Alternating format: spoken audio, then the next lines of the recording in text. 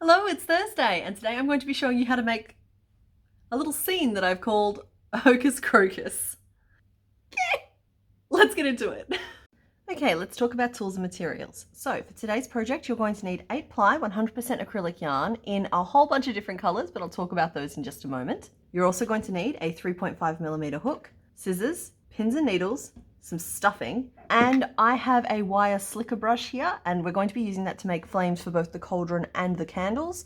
If you would prefer to make your flames in a different way, you obviously will not need the slicker brush. Now, just like with the haunted tree, I do recommend having some relatively stiff cardboard and a pair of crafting scissors on hand to help us reinforce the base. Okay, let's talk about color. So on screen at the moment are the colors you're going to need the most of at the moment. So what we have here is a main color for our toad and a belly color for him. We have some black for our witch's hat, some gray for the cauldron, and a couple of different shades of brown to make up our base. Now, in addition to this, you're going to need scrap amounts of a couple of different colors for some details. So what I have here is some orange and some yellow to make our fire, some white for the candles, a gray and a pink to make our rat, a couple of bright colors for book covers, a color for our magical potion, and a color for our toad's eyes. And I do specifically recommend a pale yellow for that one there, though all the other colors can be a little bit more flexible. A written version of today's pattern will be made available to my patrons and will also be listed on my Etsy, and I will leave links to both in the description down below for anybody who is interested. Okay, so today we're going to start by making the toad. So unlike with the tree, we're going to make all of the toad pieces in one hit, just in case there's anyone here who's literally just here for that part of the pattern.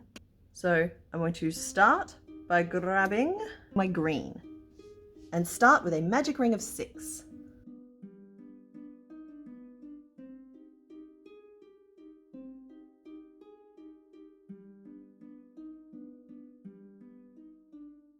Then for row 2, we're going to work 6 increases around, which should get our row total up to 12.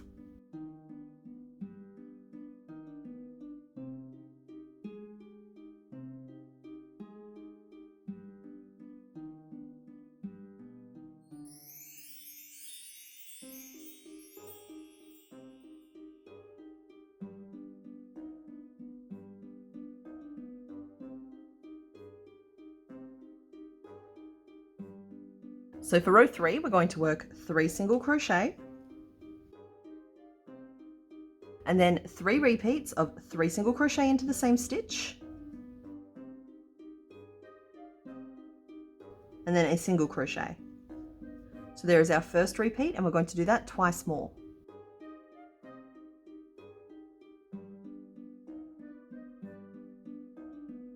Like so. Then we're going to work 3 single crochet to get back to the start of our round. So at this point, you should have 18 stitches in your round. So where we worked those 3 repeats of 3 single crochet in the same stitch, they will form the sides of his face and the tip of his nose.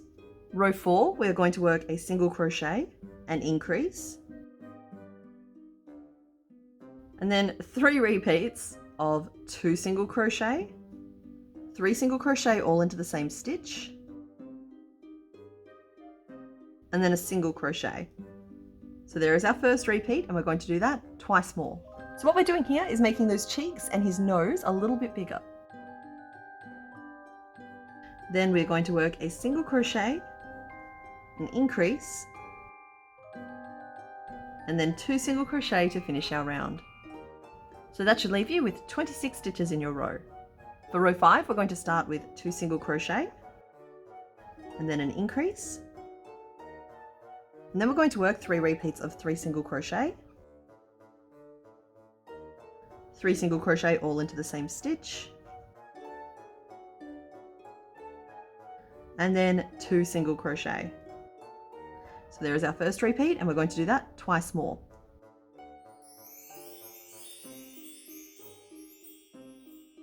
We are then just going to work a single crochet, an increase,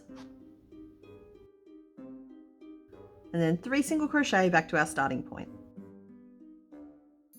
Like so. Now note that mine is a little wibbly wobbly. For row 6, we're going to work 3 single crochet, an increase,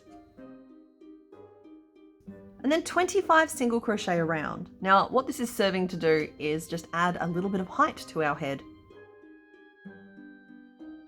And then we're going to work an increase and 4 single crochet to get us back to the start of our row.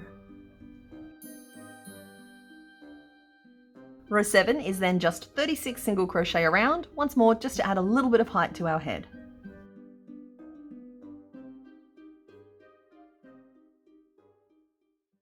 Like so. So from row 8 onwards, we're going to be introducing our belly color as well to start building out his bottom jaw and his belly. So make sure that you have your cream or your pale yellow or even your white on hand ready to go. So for row 8, we're going to work 8 single crochet in our green.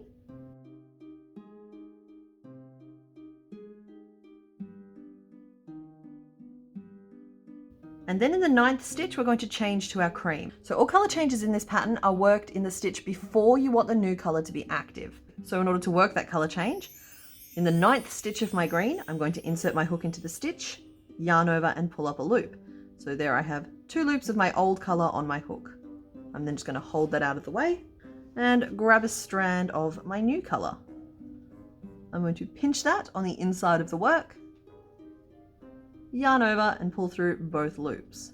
Then I'm just going to tug on the green tail to scooch that stitch down into position. So what you can see there is we have a finished single crochet in our green, but our new color is on our hook, ready to go. Now I might use white/cream interchangeably for this next bit, but I am just referring to a slightly off-white color. Now I am going to work over the top of my green and carry it around with me, just because we are changing colors at least once per row between the cream and the green, just to build up our color patches. So to continue row 8, we are going to work 18 single crochet in our cream in our back loops only. So if you look directly down at your stitch, you'll note that we have 2 loops on top. So the one closest to us is the front loop, and the one furthest away from us is the back loop. And we are going to work 18 single crochet in those back loops. And those front loops are then going to serve as his top lip.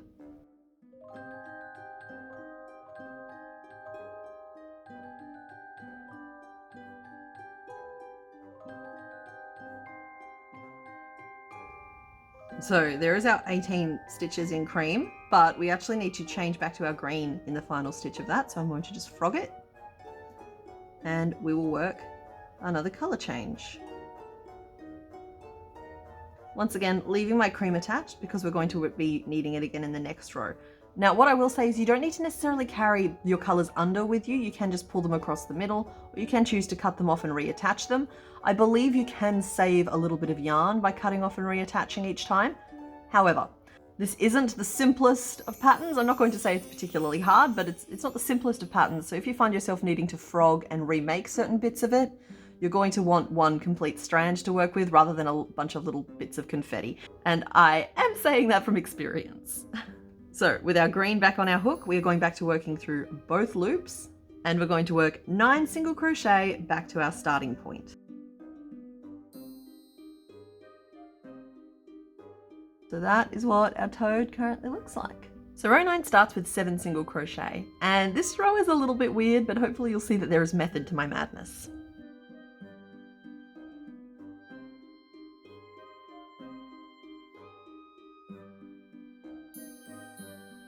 So that's our 7 stitches.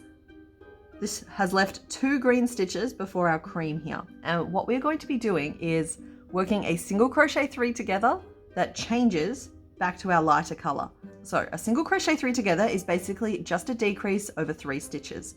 So I work those by just picking up the front loops of the 3 stitches I'm decreasing.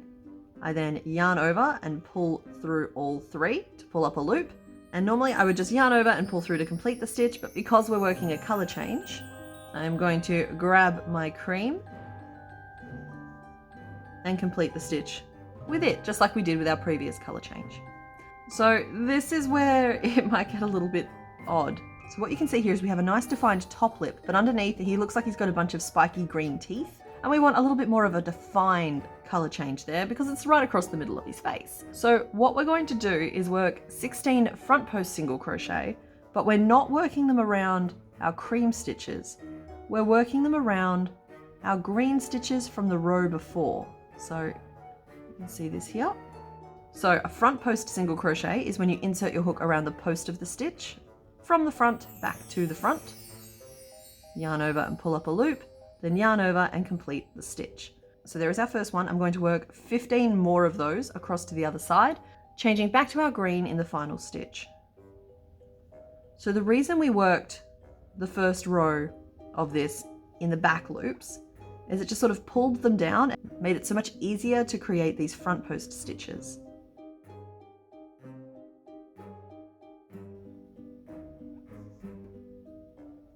And you'll see there that that has given us a really nice defined top lip. It'll become more obvious as we sort of build up the rest of our toad. So now that we've done that, we are going to go back to working into the stitches from row 8. Starting in our final cream stitch, we are going to work a single crochet 3 together. And that's serving to lock in his other cheek. And then just 7 single crochet back to our starting point. So there we are at the end of row 9. And you'll see we've got this funny ridge on the inside. We're not using that for anything. It was purely to help us position our lower jaw. So from here, we're going to start narrowing into a slight neck and then ballooning back out into a bulb of a body. Row 10 is 2 repeats of a single crochet, an increase, and then a single crochet. So there is our first one. We're going to do that again. We're then going to work a single crochet in our green and then a single crochet changing to our cream. In our cream, we're going to work 2 repeats of a decrease and then 5 single crochet.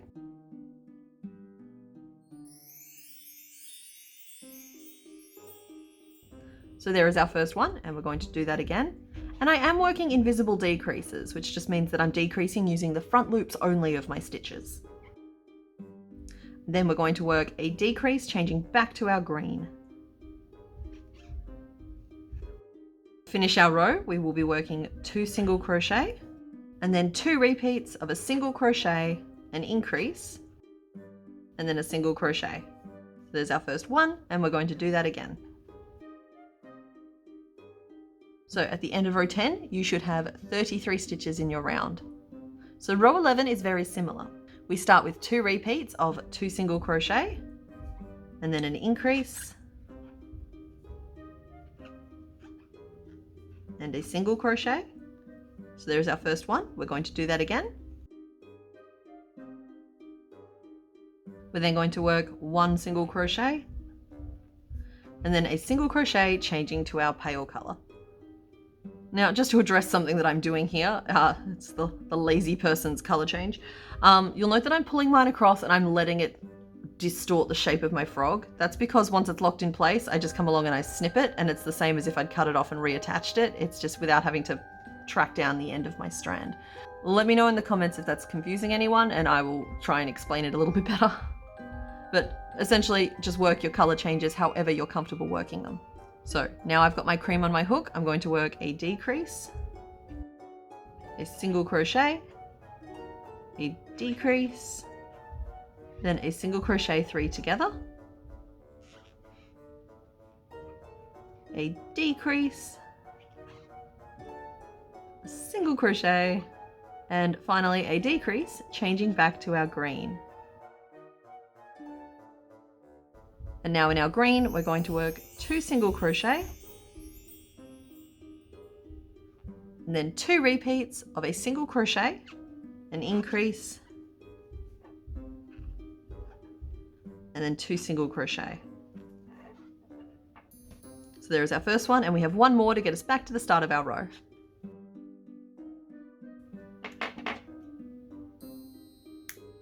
Got a nice smiley little toad developing there.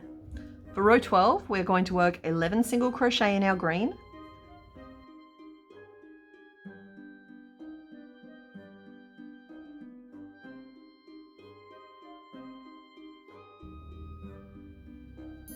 and then a 12th stitch changing to our cream.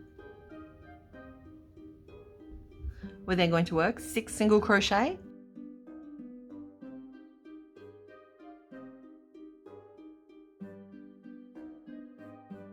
and then a 7th stitch changing back to our green. Then it's just 12 single crochet back to the start of our row.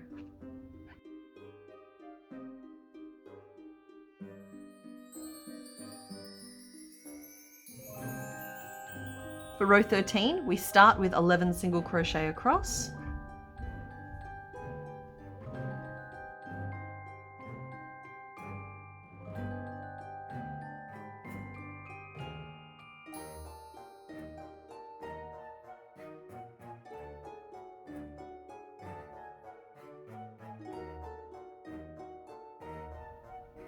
And then a 12th stitch, changing to our lighter colour.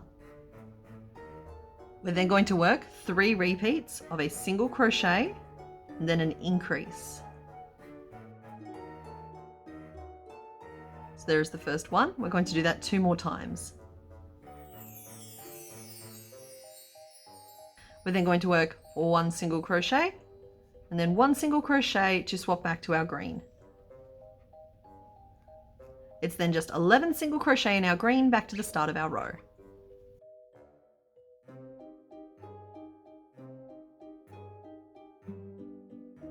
And there we are at the end of row 13.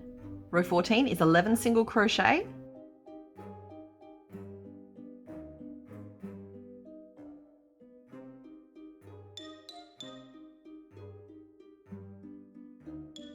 And then a single crochet, changing to our cream.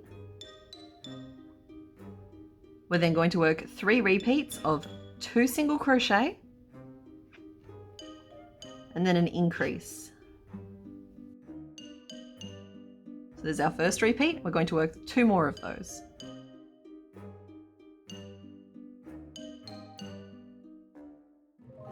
We're then going to work 2 single crochet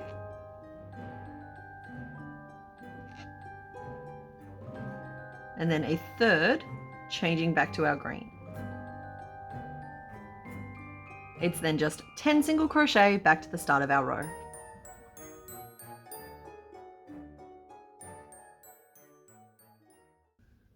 So that's us at the end of row 14, and I just want to show you how these colour markings are sitting. So if yours looks like that, you're on track. So row 15 is 11 single crochet in our green.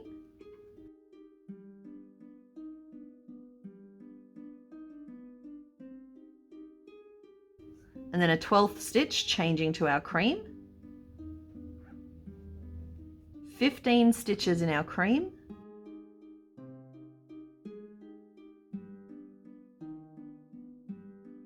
And then a 16th, changing back to our green. Then 9 stitches in our green back to our starting point.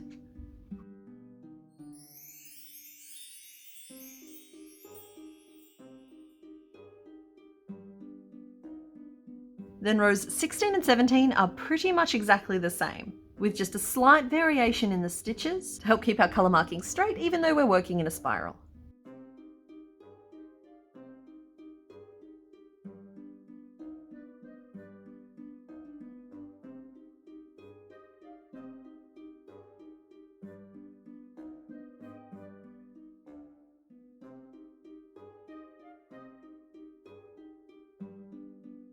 So this is roughly as tall as we want our toad to sit. So in the final section of rows, we're going to be working to just round off and close the bottom of him.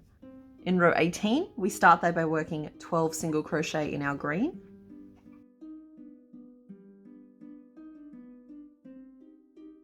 And then a 13th stitch to change back to our light colour. We're then going to work 4 repeats of a single crochet, a decrease, and then a single crochet. We're then going to do that 3 more times across the front, changing back to our green in the final stitch.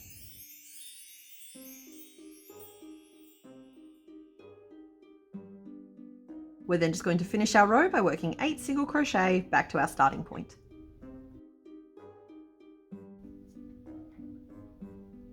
So in row 18, we just decreased across the stomach. In row 19, we're going to decrease a little bit on the sides as well. So we start with 10 single crochet.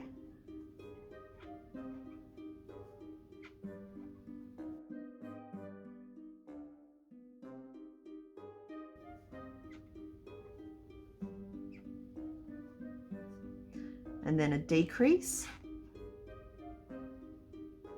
and then a single crochet, changing back to our cream.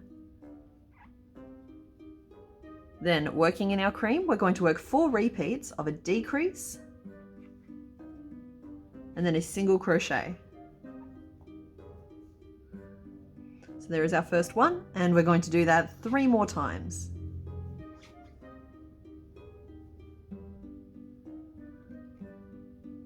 Changing back to our green in the final stitch.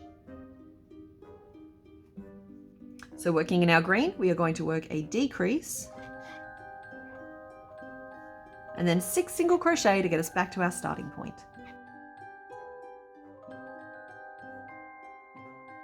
So at this point, you should have 27 stitches in your round. For row 20, we're going to continue just closing in the front and sides.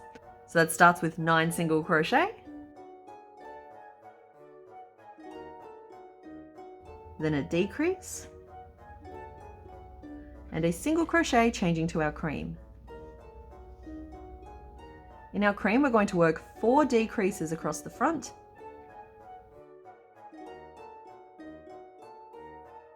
changing back to our green in the 4th stitch.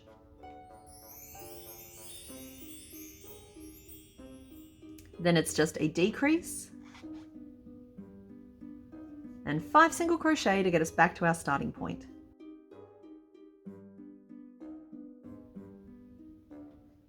So you should have 21 stitches in your round, and we're going to stop at this point and stuff our toad.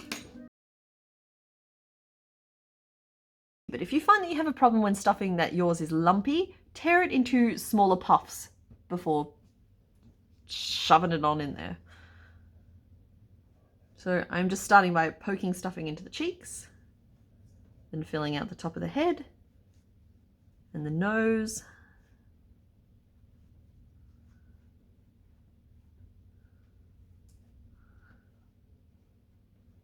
This is a cute little chubby guy. So once again, just checking in on our color markings there. He's such a friend shape. Okay, so now we're going to carry on and finish closing off our bottom. We are done with cream, so we can trim that off. And we're going to work row 21, which starts with 3 repeats of a single crochet and then a decrease. So there is our first one. We're going to do that 2 more times.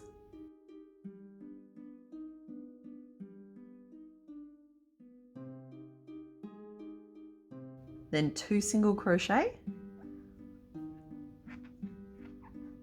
2 decreases, and they should fall directly into those cream stitches.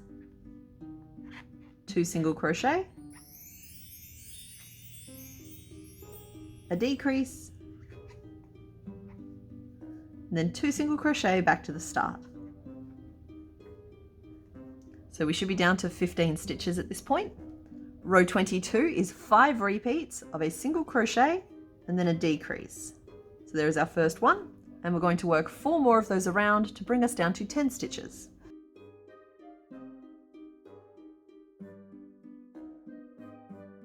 Now, if need be, add a little bit more stuffing to yours. Mine's looking a little flat. And finally, we are going to work row 23, which is 5 decreases. 1, 2, 3, 4, and 5. And finish off. So with this tiny little opening at the bottom, we're going to take our tail and just pull it through the front loops of the 5 remaining stitches around. And pull to close and just tuck that end away inside. And there is our little toad body. So you'll note that underneath it has an almost little slight slope to it. It's very slight. It's just going to serve to tilt him forward slightly or leave room for his feet depending on how you attach them. So we're going to pop that to one side. So next up we're going to make his eyes, which are a very fiddly little piece and involves the first of our scrap amounts of yarn. So I have grabbed a pale yellow for the base of mine. we are going to start with a magic ring of 6.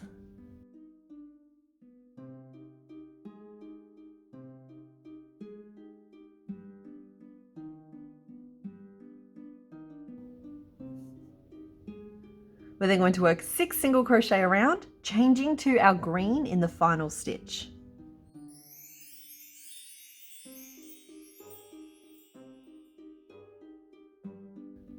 So that is the same green that we used for the body of our toad, like so. So next we're going to work 6 front post single crochet around. So just like we did with the mouth, we're going to insert our hook around the post of the stitch from the front back to the front, yarn over and pull up a loop, then yarn over and complete the stitch. And you'll know you're doing them right if you end up with a set of green loops on the front and a set of yellow loops on the back. That's our first one. We're going to do 5 more of those around.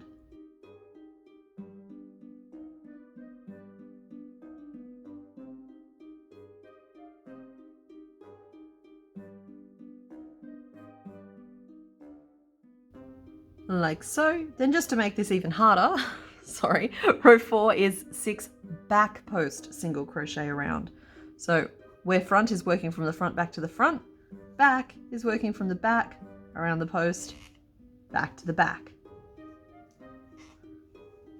Like so. So that's our first one. We're going to do 5 more of those. Now, if you would rather not do back post stitching for whatever reason, you can do back loop stitching instead, but it won't give you quite as much definition as the back post stitching will.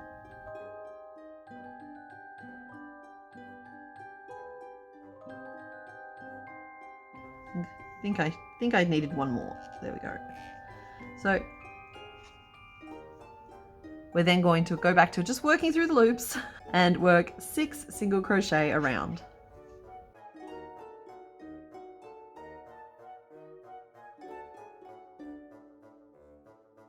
And finish off. So there is our first eye, and we're going to make another one just like it. Like so. Pop those to one side. So next up we're going to be making his arms. He does have a different left arm versus right arm just because of the pose I have him in. So we're going to start with his left arm, and we're going to start with a magic ring of 6.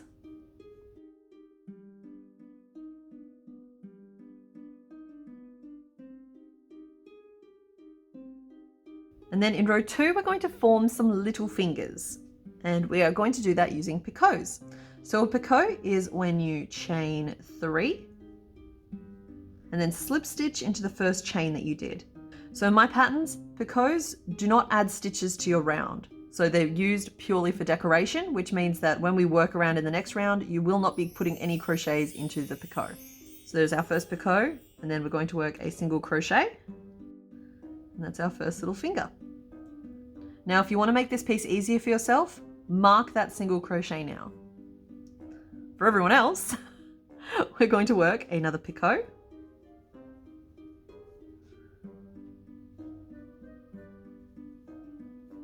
And then another single crochet. Once again, you can mark that single crochet if you want to make this slightly easier. And then we have our final picot.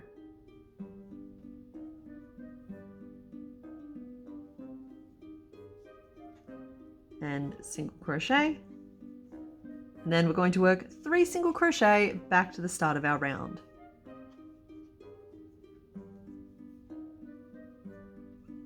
So there is our little toad hand.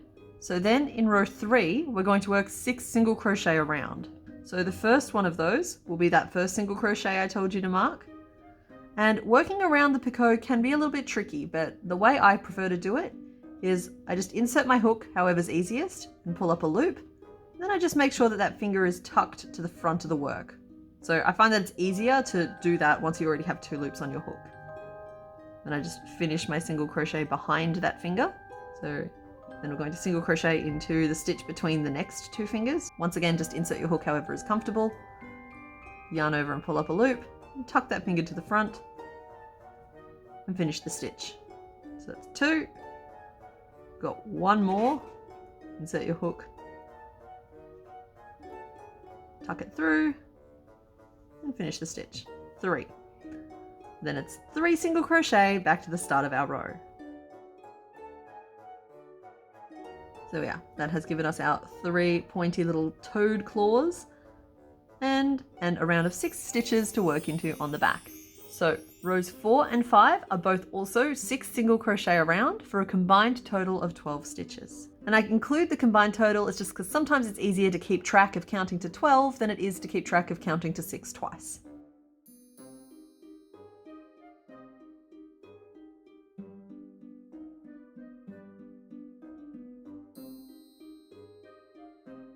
So there we are at the end of row 5. Row 6 is 2 increases,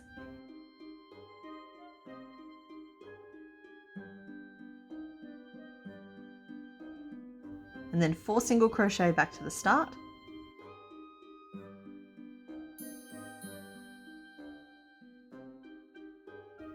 leaving you with 8 stitches in your round. Row 7 is a single crochet, and then 2 increases,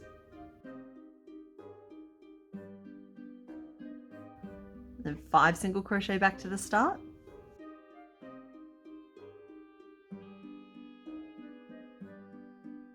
which will leave you with 10 stitches in your round. Then row 8 and row 9 are both 10 single crochet around for a combined total of 20 stitches.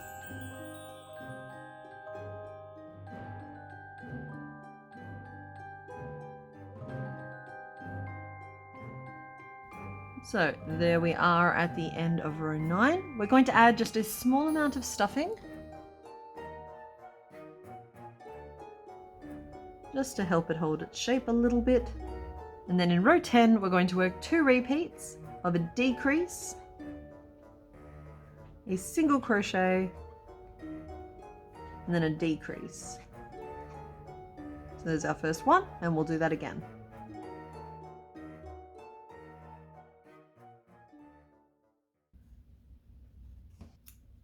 So there is his little left arm. Pop that to one side and we'll make his right. So his right arm is the same up to row 3. So we make a magic ring of 6.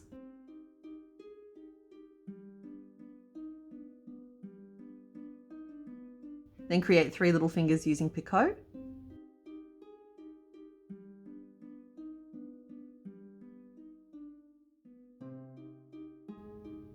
And then work a round of 6 single crochet to lock everything in.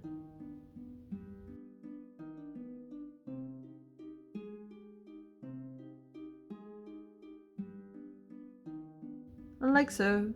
So we want the arm on this one here to be at a different angle, which is where the differences in the rows come in. So row 4 is 3 single crochet,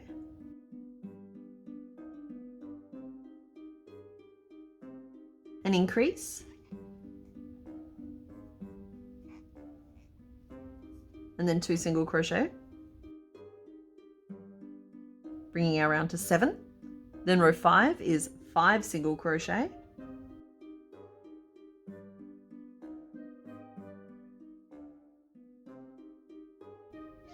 an increase,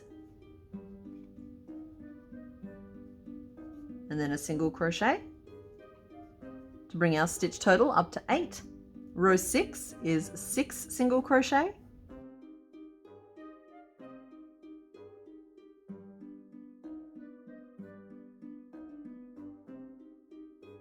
an increase,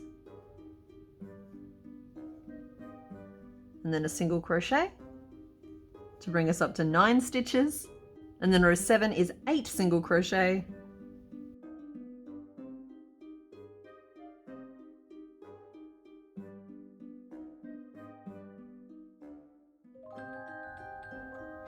and then an increase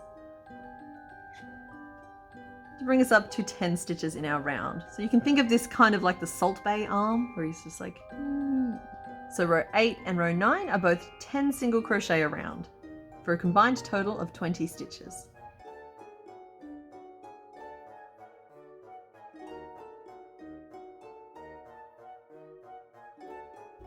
We're going to stuff it lightly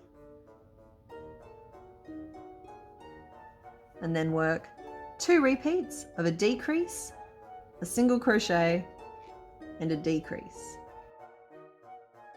So there's our first one, and we're going to do that again.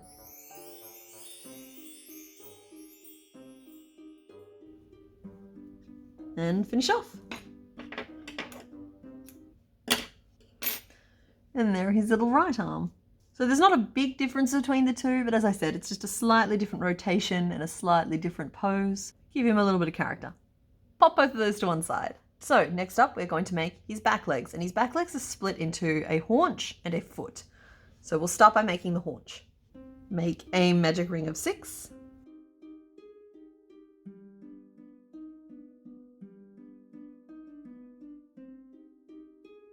And then a row of 6 increases to bring your round up to 12.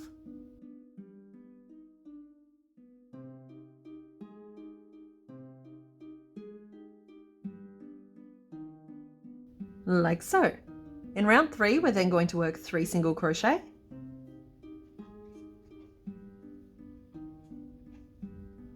And then 3 increases.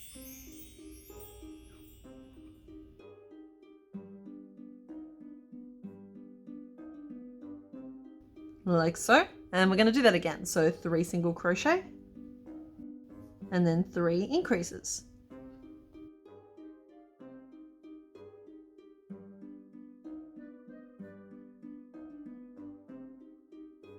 So that should leave you with 18 stitches in your round. Row 4 is 3 single crochet and then 6 increases.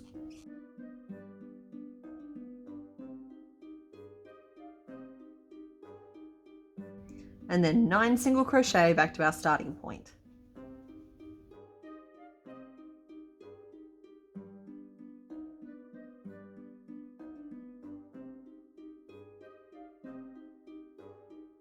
For row 5 and 6, we're going to work 24 single crochet around in each for a combined total of 48 stitches.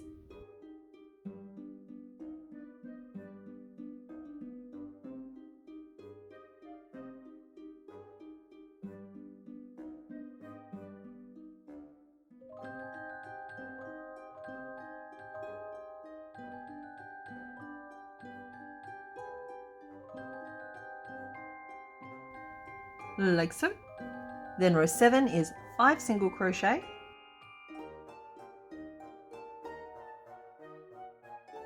6 decreases,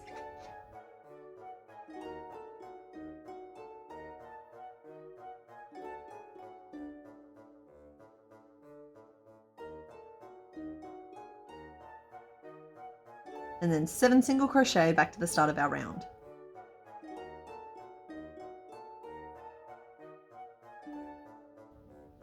We are going to stuff slightly.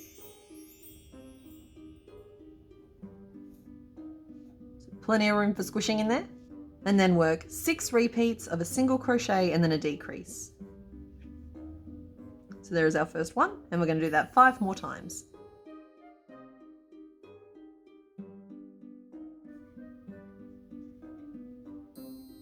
And then finally row 9, where we're working 6 decreases.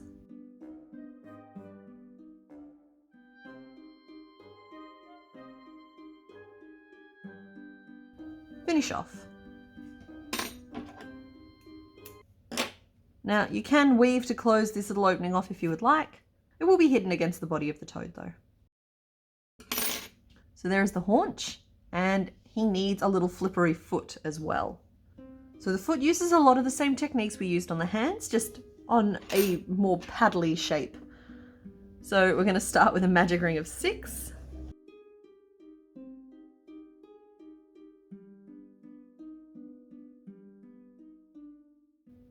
Then work 6 increases around to bring us up to 12.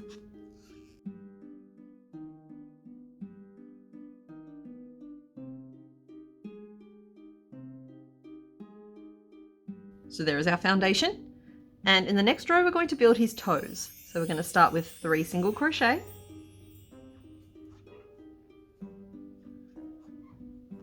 Then 3 repeats of a picot.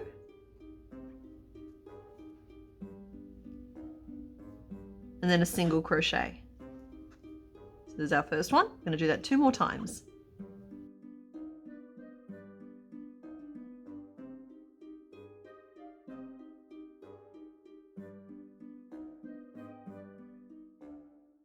And then 6 single crochet back to the start of our foot.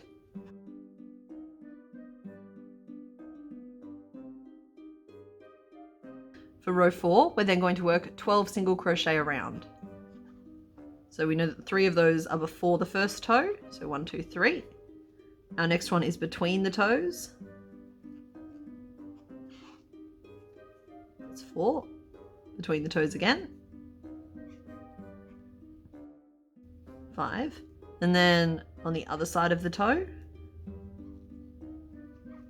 6. And then just 6 single crochet back to the start.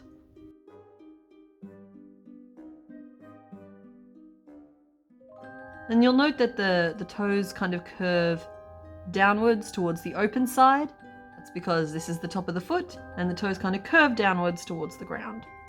In row 5, we are going to work 6 decreases around to close off the opening.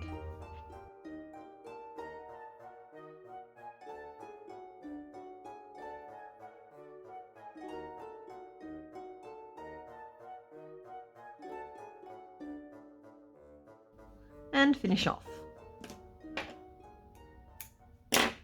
So once again, you can weave your tail around to close off the opening at the base of the foot, but if you're going to be attaching it to the base piece, it will be hidden. If you're going to have more of a free-form toad, and there is his little foot.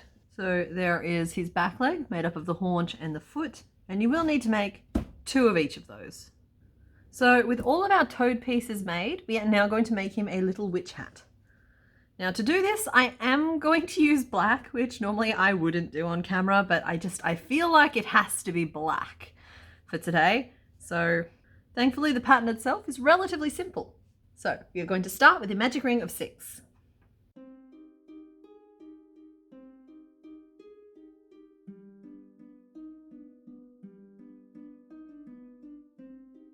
And then rows 2 and 3 are both 6 single crochet around for a combined total of 12 stitches. Row 4 is 2 increases.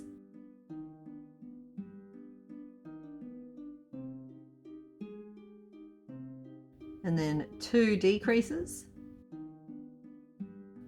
which should leave you still with 6 stitches in your round, but your work will have a slight kink to it now. And then row 5 is 6 single crochet around again.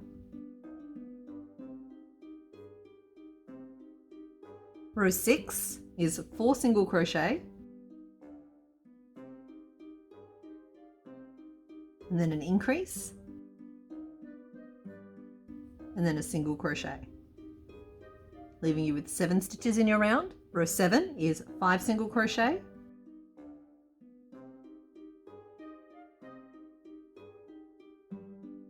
And then an increase, and then a single crochet to leave you with 8 stitches in your round. Row 8 is 6 single crochet,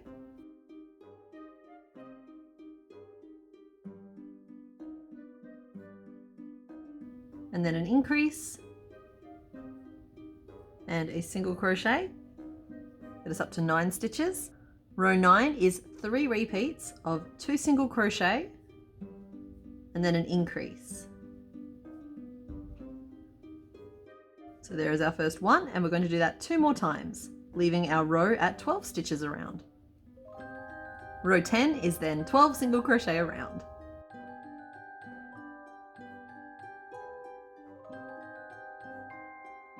So there we are at the end of row 10. So from here we're going to keep building up the main cone of the hat, and we do that by evenly placing 3 increases in each row. So we use 3 increases per row for the main cone of the hat, and then 6 increases per row to form the brim. And that's how you get the different rates of growth for anyone who's interested. So row 11 is 3 repeats of 3 single crochet, and then an increase, and then repeat that twice more. Row 12 is 3 repeats of 2 single crochet, an increase, and then 2 single crochet. So there's our first one, and repeat that twice more. Leaving you with 18 stitches in your round. Row 13 is 3 repeats of 5 single crochet, and then an increase. There's our first one, and repeat that 2 more times.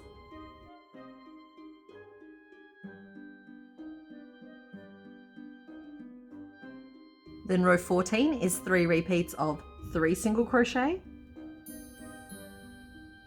an increase, and then 3 single crochet. So there's our first one, and we're going to repeat that 2 more times to get us up to 24 stitches in our round.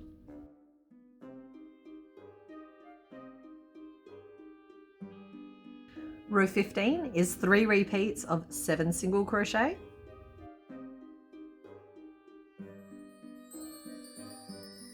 and then an increase. There's our first repeat, and we're going to do that 2 more times.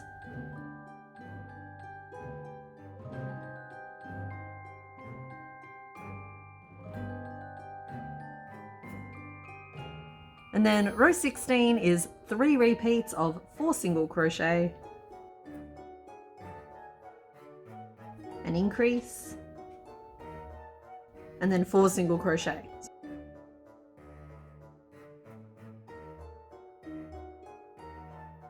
So there is our first repeat, and we're going to do it 2 more times to bring our round up to 30.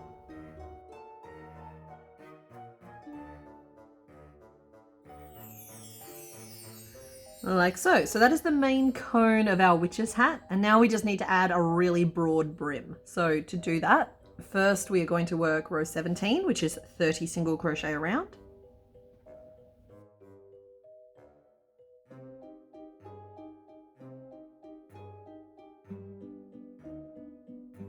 And then we want our brim to stick straight out from the hat. We don't want it to continue down at a slope.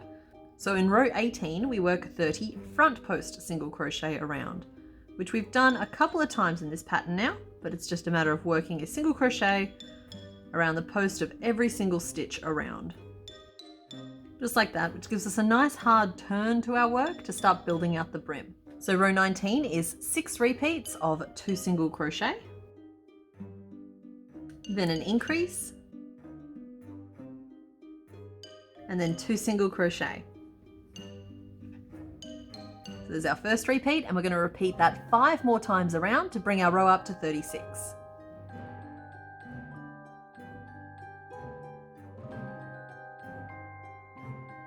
In row 20, we're going to work 6 repeats of 5 single crochet, and then an increase.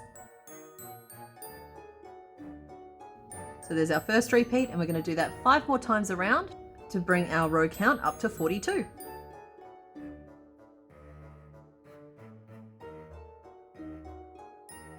Row 21 is 6 repeats of 3 single crochet, and then an increase, and then 3 single crochet. So there's our first repeat, and we're going to do that 5 more times around to bring our stitch count up to 48 stitches.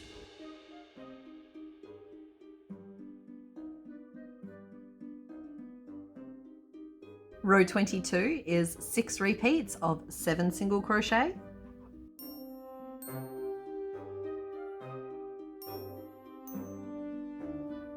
and then an increase. So that's our first repeat, and I'm going to do that 5 more times around the outside to get us up to 54 stitches.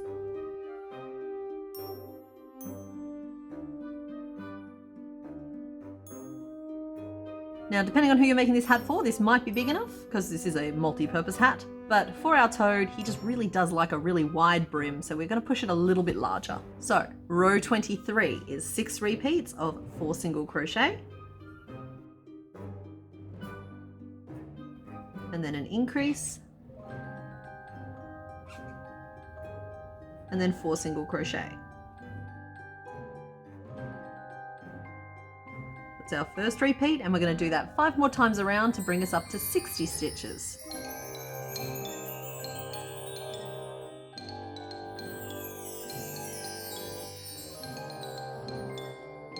And then row 24 is our second last row, where we are going to work 6 repeats of 9 single crochet,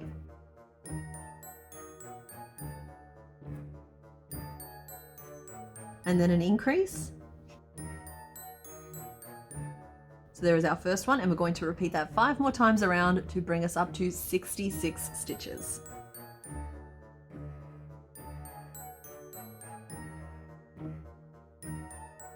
like so. So that is as wide as the brim of our hat is going to get. It's almost an optical illusion, just like, oh, is it a black circle? No, it's a hat with an opening in the bottom.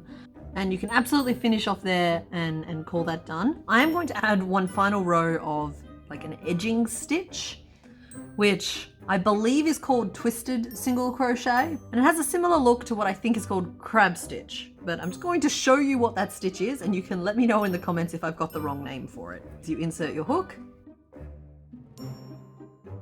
yarn over and pull up a loop, and then turn your hook the whole way around, yarn over, and finish off the stitch. Now, until we work a couple, it won't be immediately obvious as to what we're doing, and because it's black, it won't be immediately obvious anyway, but it's basically going to give us a nice thin brim to our hat. So I'm going to work one of those twisted single crochets into every stitch around.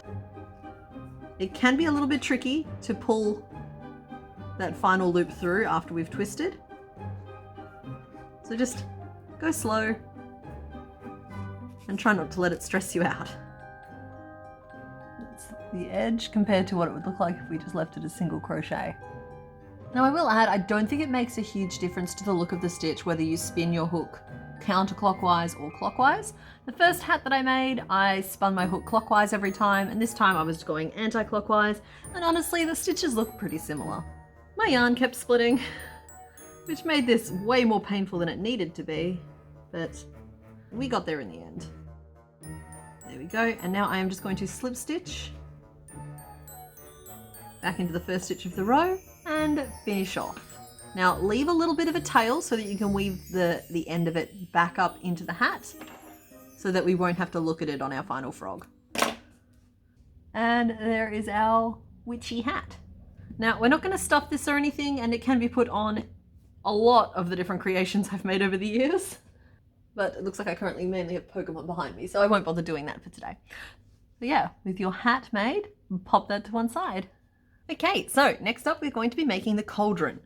So we're going to start with whatever color you want to use for your magical potion. We're going to start with a magic ring of 6. So for me today, I'm using this bright neon watermelon type color, and it is just a mystery scrap from my stash. It's unlabeled. I have no idea what it actually is, but I just know it's the same weight as the rest of the yarn that I'm using, so it'll be fine. So in row 2, we're going to do 3 repeats of a puff stitch and then 3 single crochet into the same stitch. So a puff stitch is when you yarn over your hook, insert it into the stitch, yarn over and pull up a loop. So you can see there we've got 3 loops on our hook. We're going to do that again. Yarn over, insert our hook, yarn over, pull up a loop. We should now have 5, 7, and 9. I'm then going to yarn over and pull through all of the loops on my hook.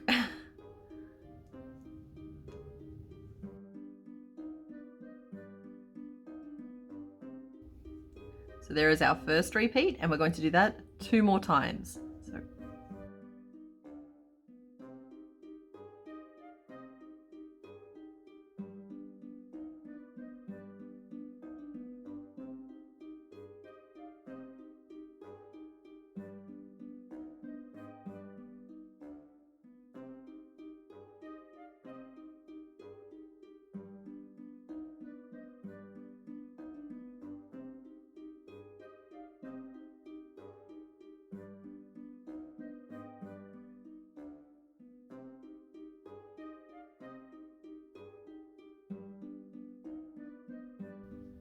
So like so, and you can pop your puff stitches out so that they're facing the right way.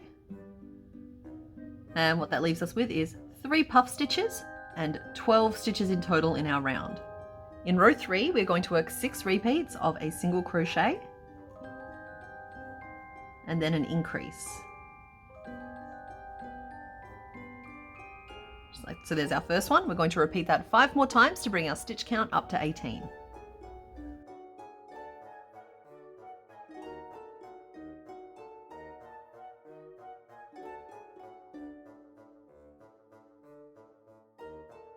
Like so. Then in row 4, we're going to be adding some more bubbles to our cauldron. So we do that by working 6 repeats of a single crochet, a puff stitch,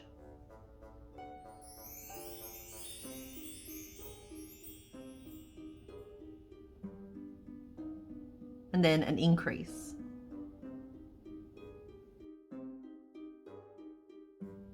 So there is our first one. We're going to repeat that 5 more times around to bring our stitch count up to 24.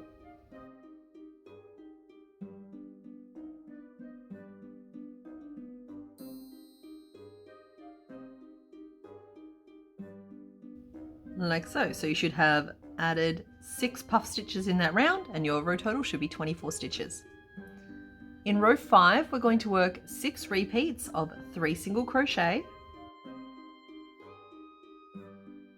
and then an increase.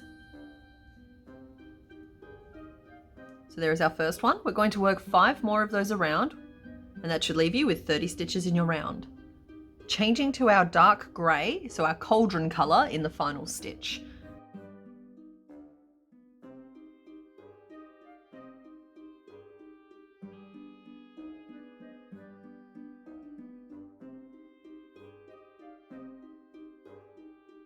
So now in our dark grey, we're going to work row 6, which is 30 front post single crochet around.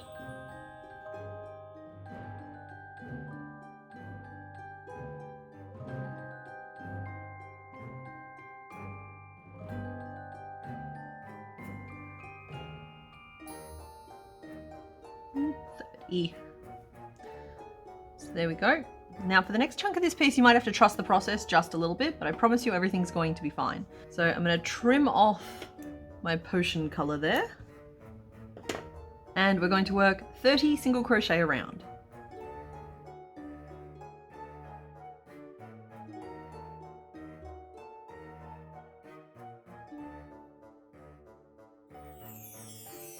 Row 8 is 3 repeats of 4 single crochet, then a decrease, and then 4 single crochet.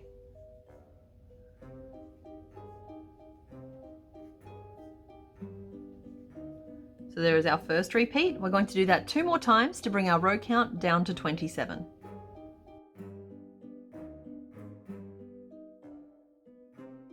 Like so. Then in row 9, we are going to be working a row of 27 single crochet in the front loops only. Now we will be using the back loops for something else later. So I do encourage you to mark the first back loop just to help you find it later. Just used a little scrappy yarn for that for now. And I find just marking the first stitch helps me find the whole row. But you can feel free to mark every single stitch if that makes it easier for you.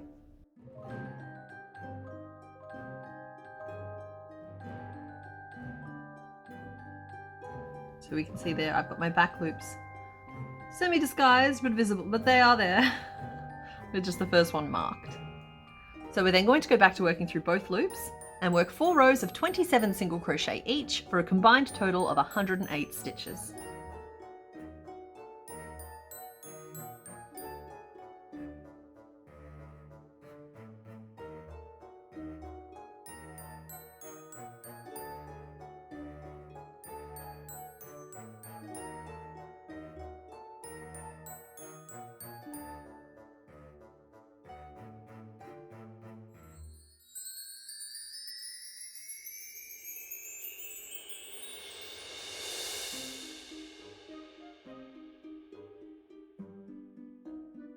So this very strange little sea urchin thing is what we currently have.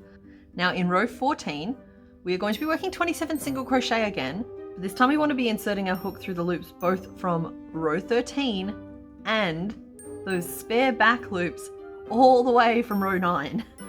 So how we make that work is I want you to push your magic potion down, causing the grey stitches that we just did kind of curl over and form a lip. So that was just straight down.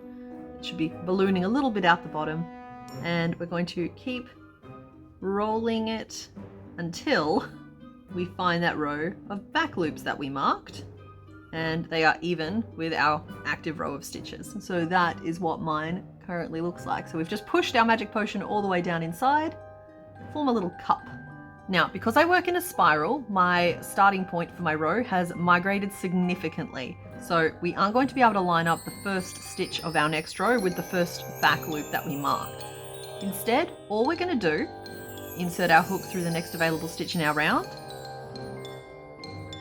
and then into the back loop of the stitch that's kind of directly below where the start of our round now is. Yarn over and pull up a loop through both, and complete my single crochet. And I'm going to do that for every single stitch the whole way around, so 27 stitches in total.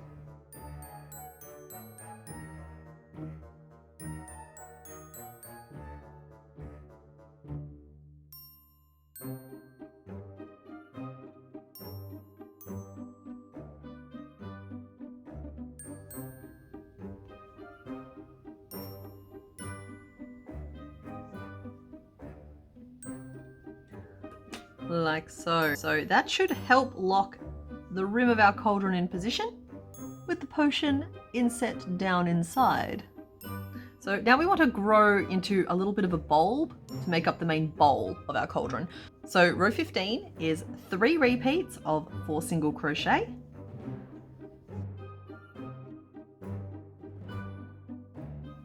Then an increase, and then 4 single crochet.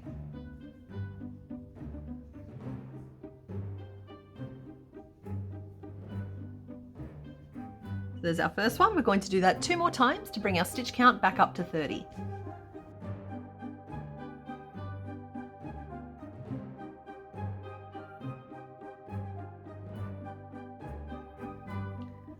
Row 16 is 3 repeats of 9 single crochet.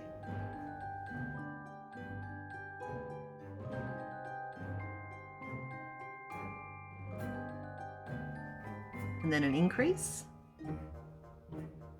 like so. And we're going to repeat that 2 more times to bring our row up to 33 stitches around.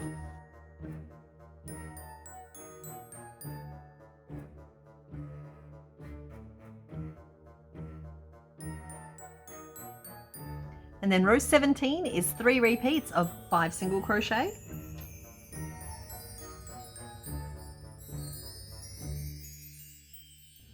An increase, and then 5 single crochet.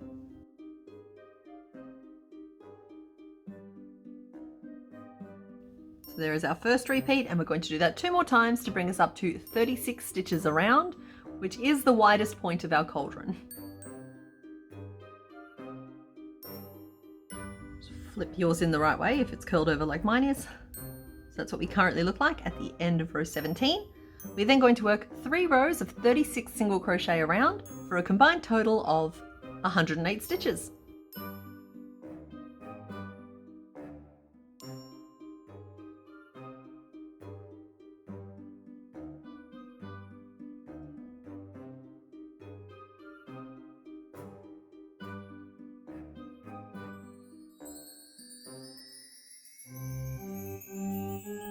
Like so. We're now going to start closing off the base of our cauldron. So row 21 is 6 repeats of 2 single crochet, a decrease, and then 2 single crochet. So that's our first one, and we're going to repeat that 5 more times around to bring us back down to 30 stitches.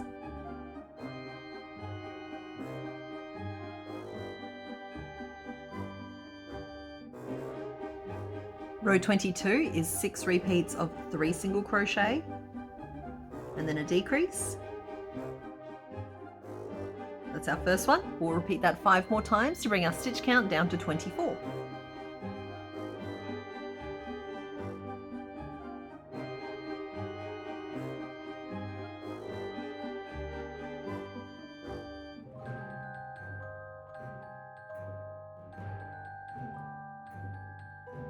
Okay, then row 23, we're going to be adding 3 little feet to our cauldron, which makes this kind of a strange row to try and say out loud. But anyway, we're going to do 3 repeats of a sequence of stitches, but it's quite a long sequence. So we're going to do a single crochet, then a puff stitch,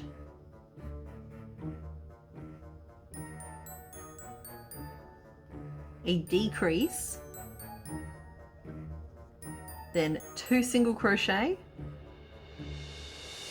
and a decrease. So that's our first repeat, and we're going to do it 2 more times, which will bring our row down to 18 stitches.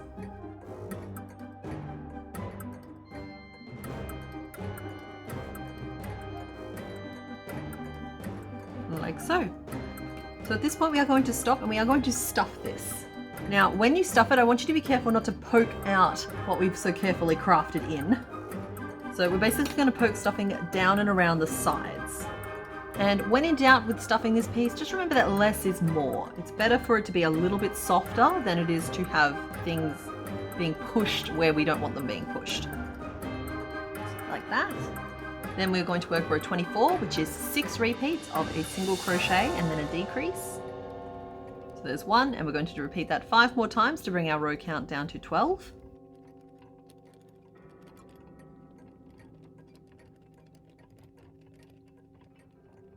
And then finally, row 25 is 6 decreases around.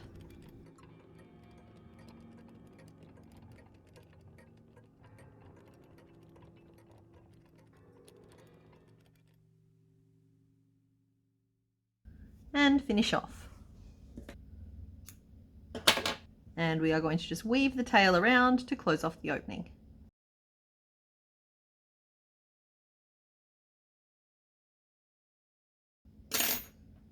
And there is our little bubbling pot of toil and trouble. Pop that to one side.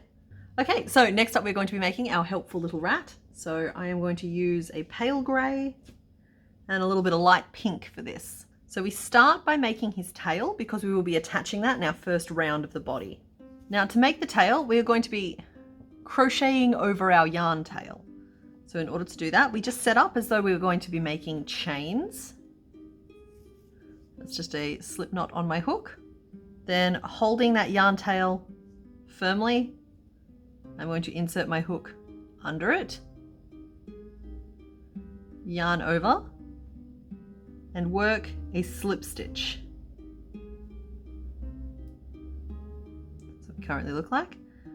Then going to insert my hook under it again, yarn over and pull up a loop, then yarn over and work a single crochet. So that is the very tip of our little ratty tail. And I am going to work 3 more single crochet over that yarn tail to give us a little bit of length.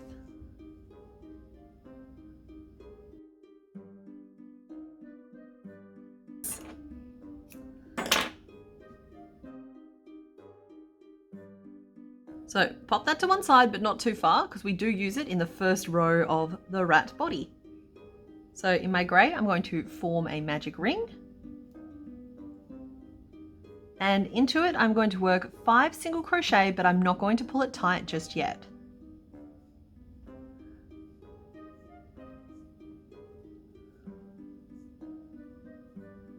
So there's my 5 stitches, and there's my magic ring, and the tail I'm going to pull. I am going to give it just a little tug to close it down a little bit, just because it's easier to work in when it's a little bit smaller. Then we are going to work a 6th single crochet into the magic ring, but first we're just going to slide our hook through both loops of the final stitch of the tail.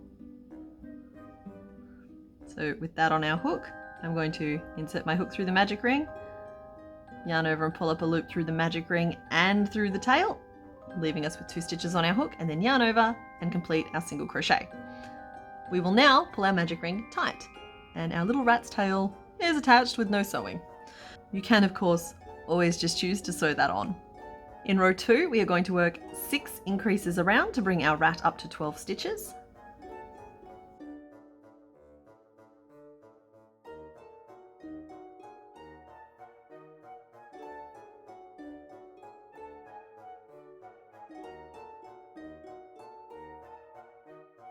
We are then going to work 3 rows of 12 single crochet around for a combined total of 36 stitches.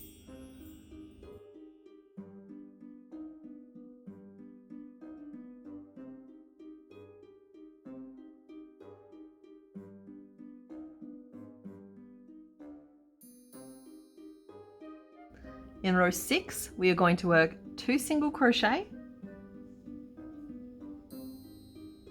then 3 decreases,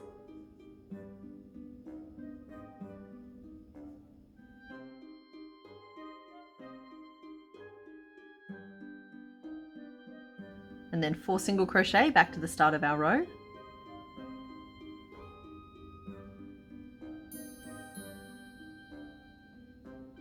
In row 7, we're going to work 9 single crochet, changing to our pink in the last stitch of the round. So that's 8 stitches in grey and then 1 stitch to colour change.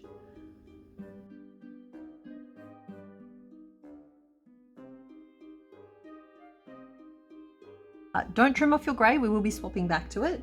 But for this row, you might find it helpful to have a couple of stitch markers handy. And I can't find my bobby pins at the moment, so these will have to do. So in the next stitch, I want you to mark the back loop, and we won't be working into it. Jeez, that's a bit big. All right, hang on, quest for bobby pins.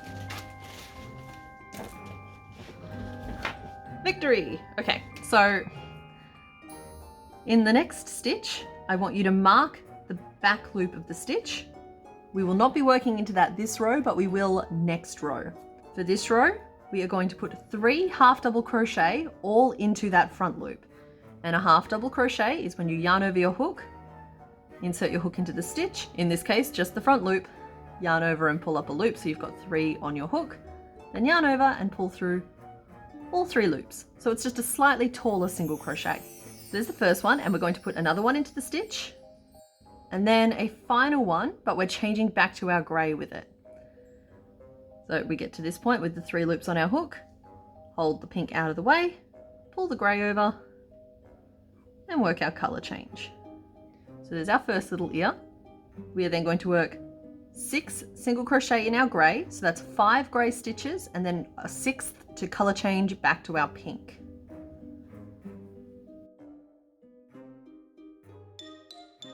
Then again, in this next stitch, I would like you to mark the back loop so that we can find it in the next row, and then work 3 pink half double crochet all into the same front loop, changing back to your grey in the final stitch.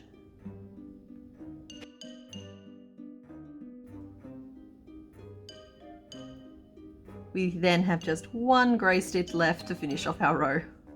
So his ears are going to look a little bit funny at the moment, and there's a lot going on in this opening, but row 9 will simplify everything down for us again. So for row 9, we are going to work 1 single crochet into the back loop that we marked in the previous row. So that's that first back loop. You can take that stitch marker out. So we're skipping those pink stitches entirely, and we're going to continue here in the grey stitches by working 2 single crochet, 2 increases,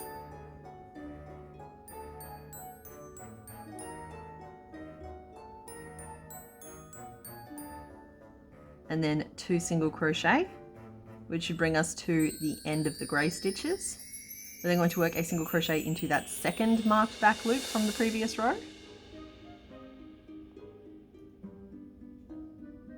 Once again, you can remove your stitch marker now.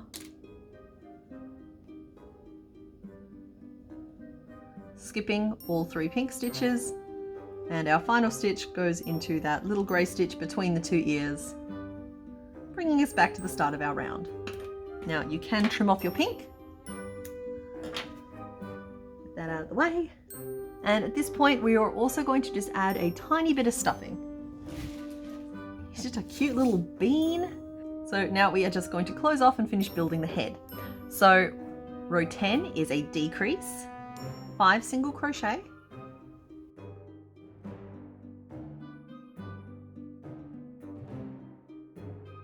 and then 2 decreases, leaving you with just 8 stitches in your round. Then row 11 is a decrease, 4 single crochet,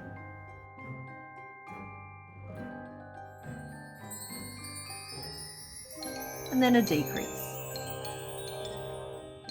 and finish off. So we are going to take our yarn tail here and weave it through the front loops only of our remaining stitches.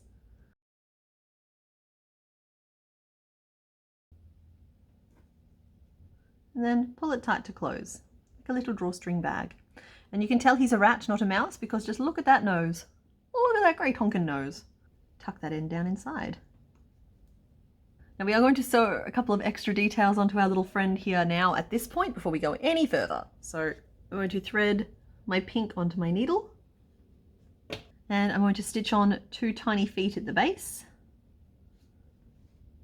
His tail is slightly off center. Look, mine is slightly off center. He's sitting sideways. And then we're going to come up here and sew on 2 little hands as well, though they may not be visible depending on what we do next. It's just nice to know that they're there. Look kind of like tiny rat nipples, but they're not, they're little hands. And then finally to the tip of the nose, there's our little feet, little hands, and now we're at the tip of the nose, and I'm just going to do a little pink nose as well.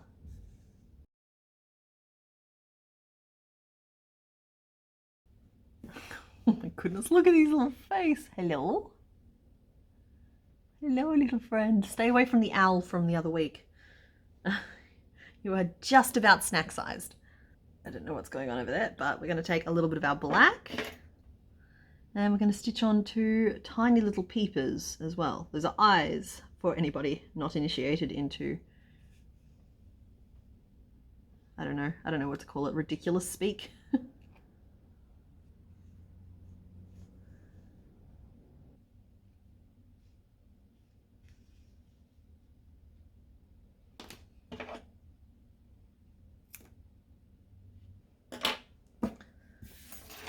And there is our tiny little rat mini. And for context. Now, why do we call him the helpful rat? Well, you'll find out in just a moment because we're going to make that bit now. So next up, we're going to be making a couple of books. The books are made in 2 different pieces. So we've got the pages and we have the cover. So we're going to start by making the pages for both books. I'm going to be using some white, but feel free to use some cream, some off-white, some eggshell. You get the drift. Use whatever color you feel the inside of your book should be. And we're going to start by chaining 8. Like so. We're then going to turn and starting in the second chain from our hook, work 7 single crochet back along those chains. Chain 1 and turn. And we're going to work 3 more rows of 7 single crochet, chaining 1 and turning at the end of each row.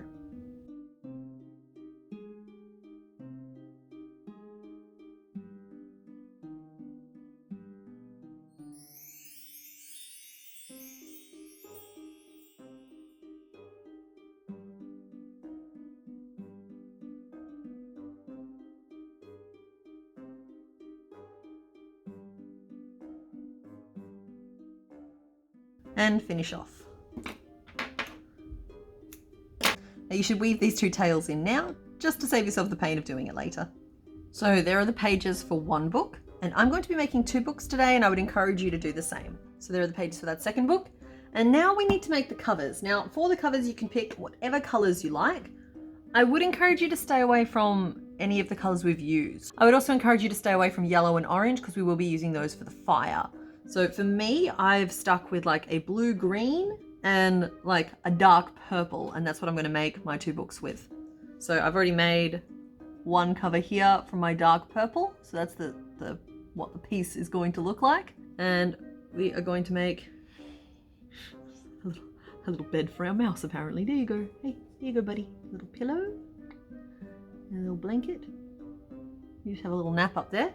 And we're going to make the second cover now. So we're going to start by chaining 10.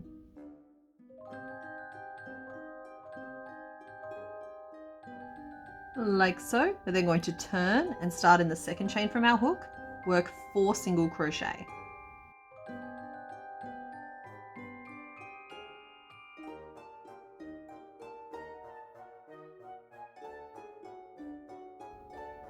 Then grab a bobby pin or a stitch marker and just mark the next chain along. And we're going to skip that chain and basically pretend like it doesn't exist until a lot later. So skipping that, we're going to then work 4 more single crochet to the end of the row.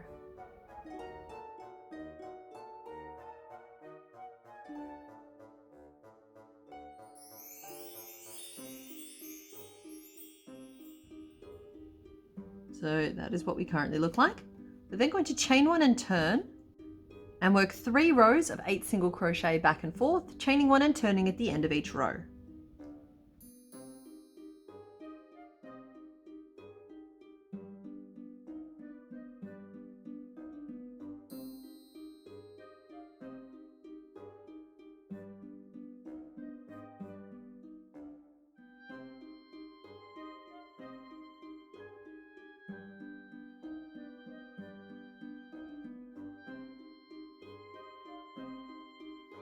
Like so. So you'll note that the marked chain is sitting at the back of the work at the moment. We are then going to work 4 single crochet,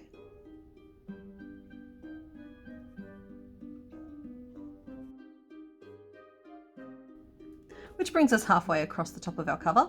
And then we're going to work a double treble crochet into that marked chain from the very start. So we work a double treble by yarning over our hook 3 times,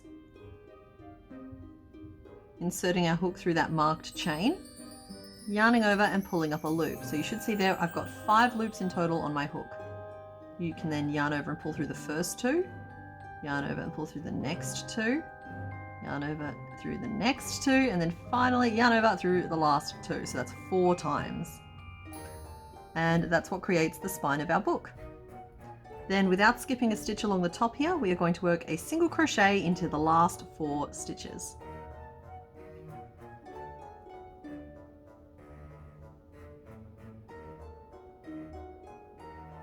And finish off. Remove our marker there. And I'm going to just weave my tails in. Hey little friend, are you ready to wake up? Thank you for your help. He's just a helpful little rat friend. So now we have 2 covers and 2 sets of pages. We will be assembling our books by layering a page on the inside of the cover and just sewing straight down the middle. But for now, we are going to pop all of these pieces to one side. Okay, next up we have another couple of minis. They are candles in 2 sizes. So we have a large candle and we have a small candle. So I'm going to be using white for that. And we're going to start with our large candle. So make your magic ring of 6.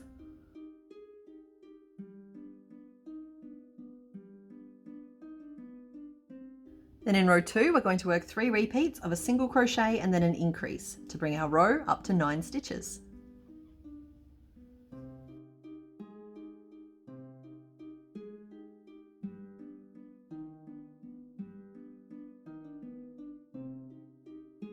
So there's the base of our candle. We're then going to work 9 backpost single crochet.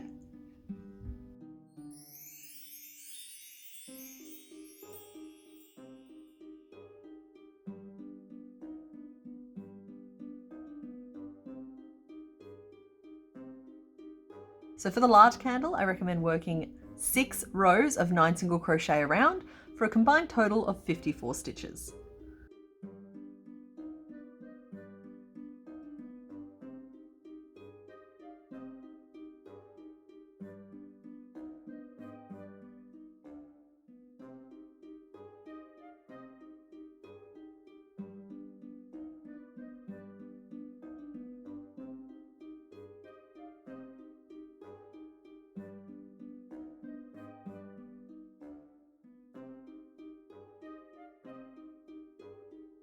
In row 10, we are going to work 3 repeats of 2 single crochet and then a single crochet in the back loop only, marking the front loop. Now you can do that with a piece of scrap yarn or with a bobby pin if you have a bunch of them lying around like I do. So there's our first one. We're going to do that 2 more times.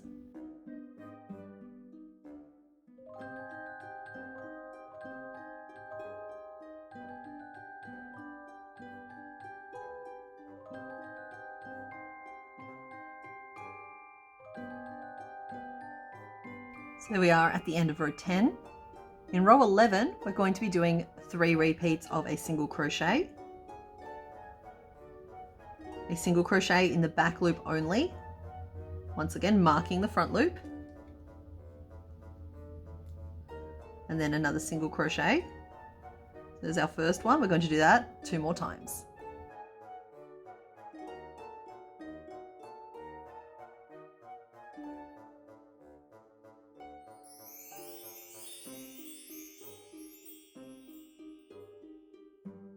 just like so. So we're looking a little bit like an octopus.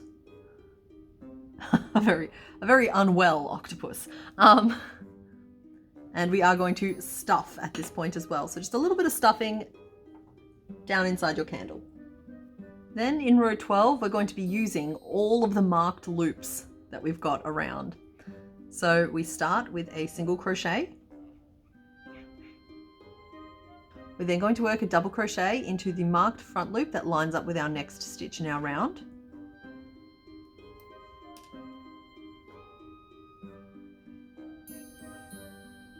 Like so. And we will be skipping the stitch in our round that lines up with it. And then in the next one, we'll be working a treble crochet into the front loop that lines up with the next stitch of our round.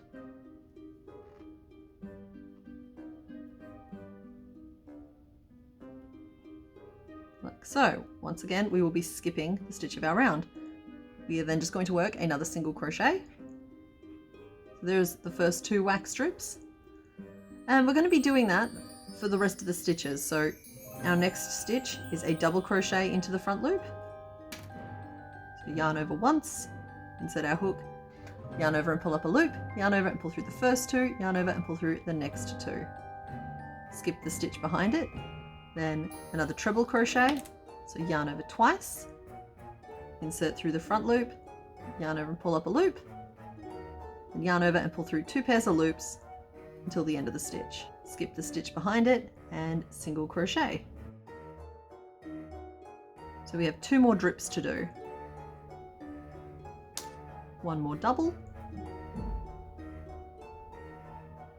and 1 more treble.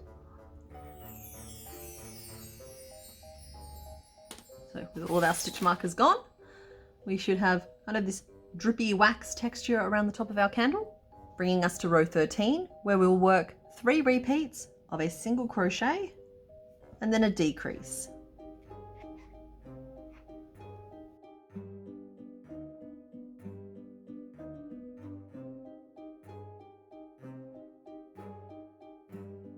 Which should leave us with just 6 stitches in our round, and we're going to finish off. So weave your tail around and pull tight to close.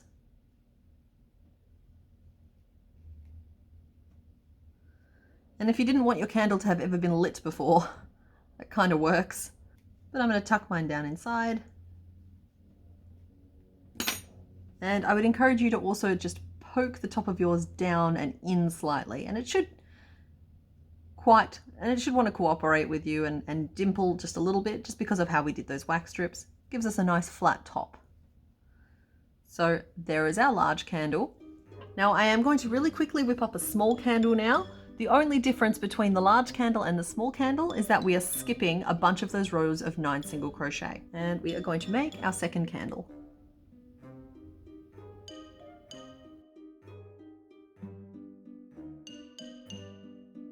Just like that. So we've got big candle, small candle. Pop those to one side. Okay, so what you need for this piece is we're making the tiny mushroom. So grab a color for your stalk. Beige, cream, pale brown, all will do just nicely. And we are going to crochet over the yarn tail like we did for the tail of the rat. And it's going to be 4 single crochet.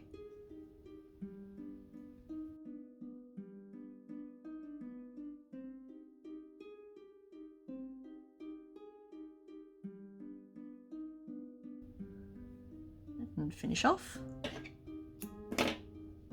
Then grab the color you want your mushroom to be, and I'm going to go with the same color that I used for my magic potion because I think it draws a nice correlation with what's going on in the scene. Anywho, and we're going to start a magic ring, and I'm going to work the first 5 stitches of my magic ring just as regular single crochet.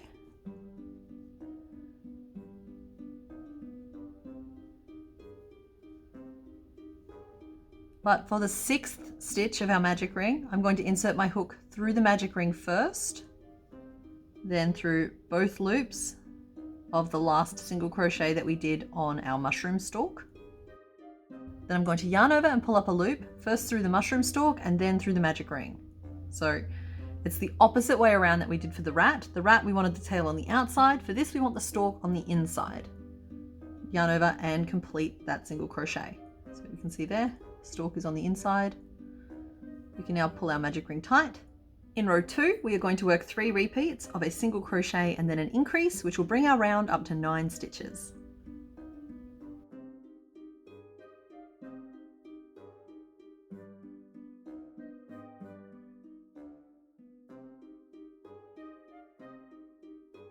Then we're going to work one final row of 9 single crochet around.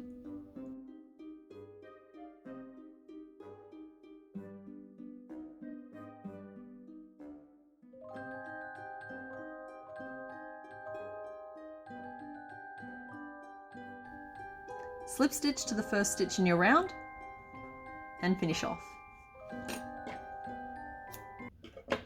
And we want to weave in and trim off all of our tails. So there we have a tiny, tiny little mushroom.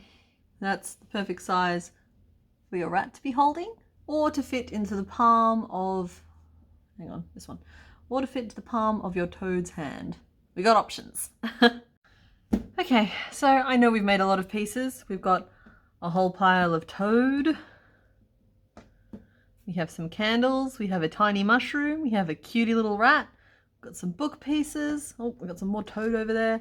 We have a hat. We have a cauldron. We have so many pieces, but we have just one more that we need to make, and that is it. And that is a base for everything. I'm sorry if the lighting's a little odd. How's that? That is a base for everything. So we're going to make that now, and then we will finally be on to assembly. So the base of my piece is made to resemble old floorboards. So basically I have a lighter brown for on top and a darker brown for underneath. And I'm going to start with my lighter brown. And we're going to start by chaining 9.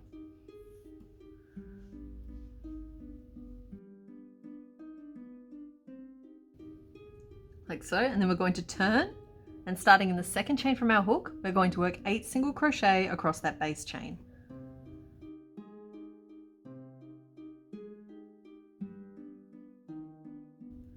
We are then going to chain 3.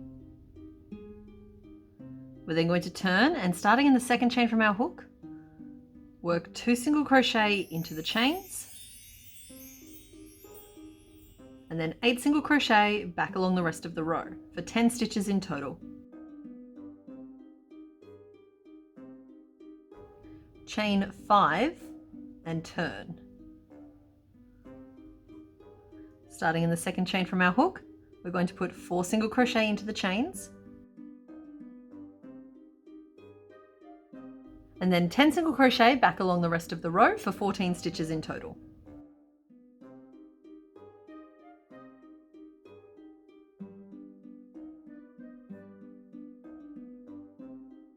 Chain 4 and turn. Starting in the second chain from your hook, put 3 single crochet into the chains, and then 14 single crochet along the rest of the row for a total of 17 stitches.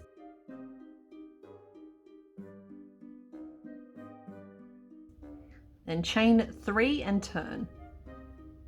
Put 2 single crochet into the chains, and then 17 single crochet along the rest of the row for 19 stitches in total.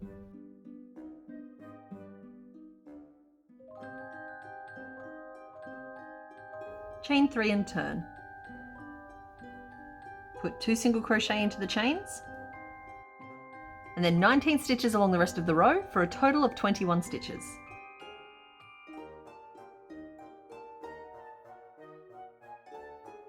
Chain 3 and turn.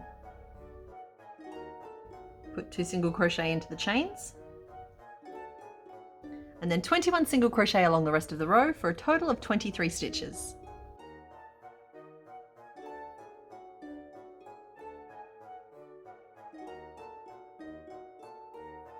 Chain 2 and turn. Work 1 single crochet into the chain, and then 23 single crochet along the rest of the row for 24 stitches.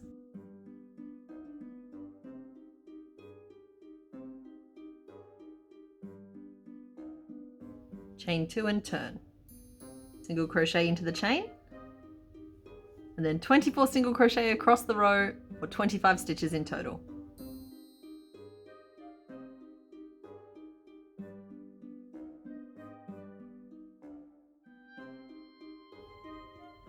chain 2 and turn. 1 single crochet into the chain, and then 25 single crochet along the row for a total of 26 stitches.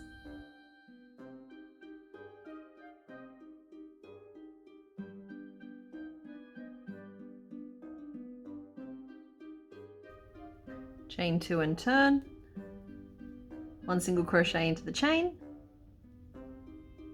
and then 26 single crochet across for a total of 27 stitches.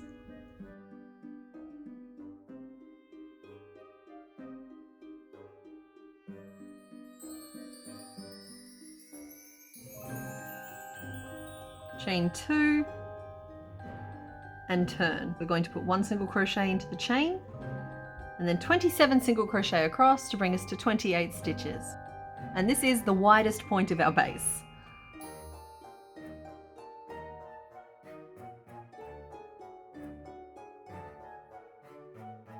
Chain 1 and turn. So this is where we are as of the end of row 13. We are now going to work 5 rows of 28 single crochet, chaining 1 and turning at the end of each row. So this is where we are at the end of row 18, where we have 28 stitches across, and we're now going to start closing off the other side with a similar curve to what we have already. So we're going to do that by sometimes using decreases and sometimes just not working the full way across the row. So be prepared to leave some stitches at the very ends unworked. Row 19 starts with a decrease, and then 25 single crochet across.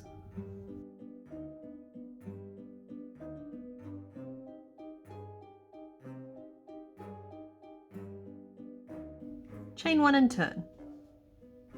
Row 20, we work 26 single crochet back along the row.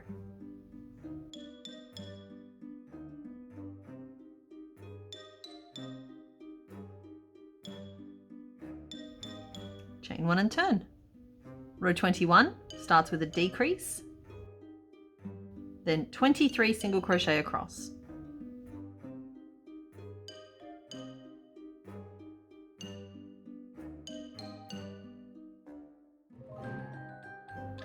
Chain 1 and turn. Row 22 is 24 single crochet across.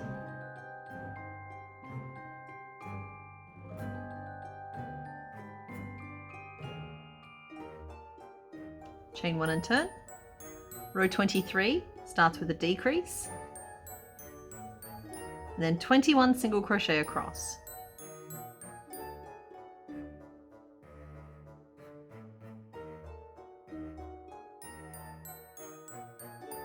Chain 1 and turn. Row 24 starts with a decrease, and then we work 19 single crochet across.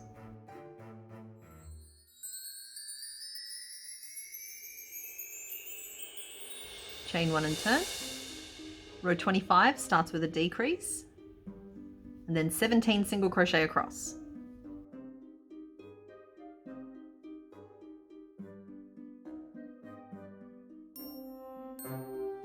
Chain 1 and turn.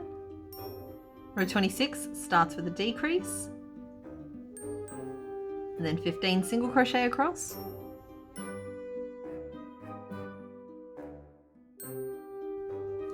Chain 1 and turn. Row 27 starts with 2 decreases. So 1 and 2, then 10 single crochet across. Chain 1 and turn, and then row 28 is 2 decreases, and then 6 single crochet. Okay, and we're going to stop there with our little oval type shape and grab our cardboard, and I just want you to trace around it and then cut it out just like that. If anything, you want it to be slightly smaller rather than slightly larger, but pop the cardboard to one side for now because we are not done with this base piece yet. So for row 29, we want to single crochet around the whole edge of this piece. So the first step of that is to work 28 single crochet from our starting point down the rough edges of the stitches until we reach one side of our base chain.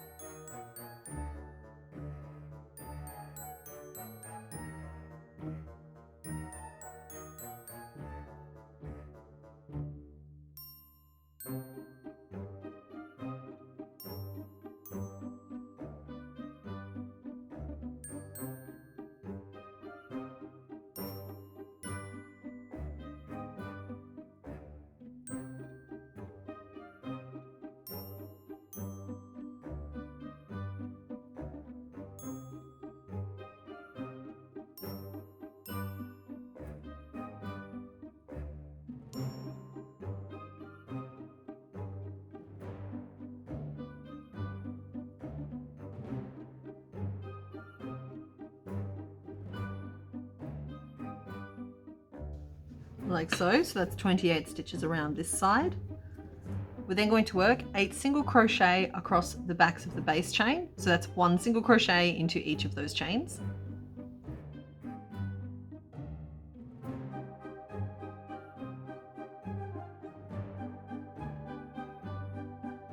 We're then going to work 28 single crochet again up the other side of the row edges. Now, if you struggle to get that exact stitch count, because I had to frog a couple of times as well to make mine work, all you need to know for this is as long as you hit around 72 stitches total in your row, you should be okay to kind of work out how to get back on track afterwards.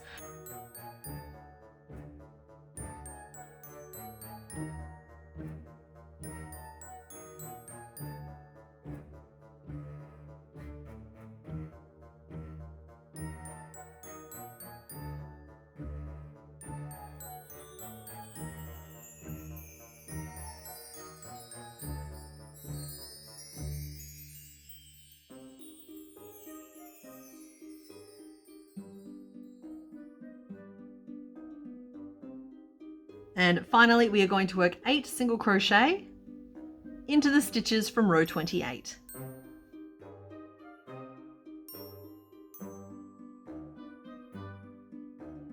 And in that 8th stitch, we are going to change to the darker brown or whatever color you want to be on the underside of this base. And then row 30 is 72 backpost single crochet.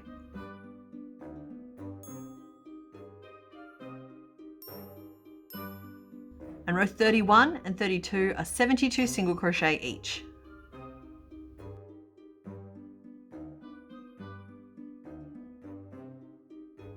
So there we are at the end of row 32.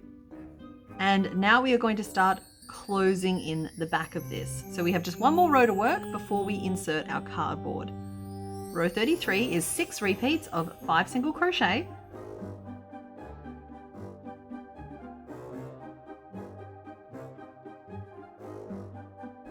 A decrease,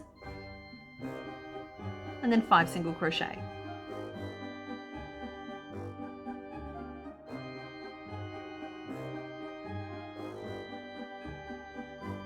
So there's our first one, and we're going to repeat that 5 more times around to get our row down to 66 stitches. So there we are at the end of row 33. So now I'm going to grab my cardboard and just try and slide it inside. I expect that I'll have to trim a little bit more off, because that's just how this goes. Actually, you know what? That's a pretty good fit. But don't be afraid to trim a little bit off your cardboard to make it fit. So, presenting us with a nice top and bottom. And now we're going to work to finish closing off the underside here. Row 34 is 6 repeats of 4 single crochet.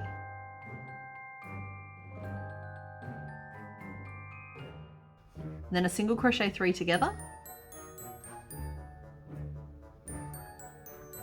And then 4 single crochet.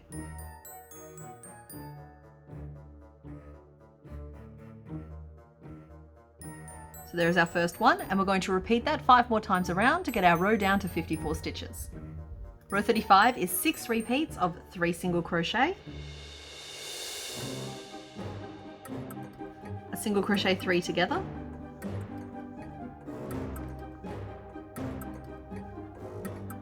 and then 3 single crochet. So there's our first one, and we're going to repeat that 5 more times to get our row down to 42 stitches. Row 36 is 6 repeats of 2 single crochet, a single crochet 3 together, and then 2 single crochet. There's our first one, and I'm going to repeat that 5 more times around to get our row down to 30. So we have just 4 more rows to go. Row 37 is 6 repeats of 3 single crochet and then a decrease to get down to 24 stitches. Row 38 is 6 repeats of 2 single crochet and then a decrease to get down to 18 stitches. Row 39 is 6 repeats of a single crochet and then a decrease to get us down to 12 stitches. And row 40 is just 6 decreases around.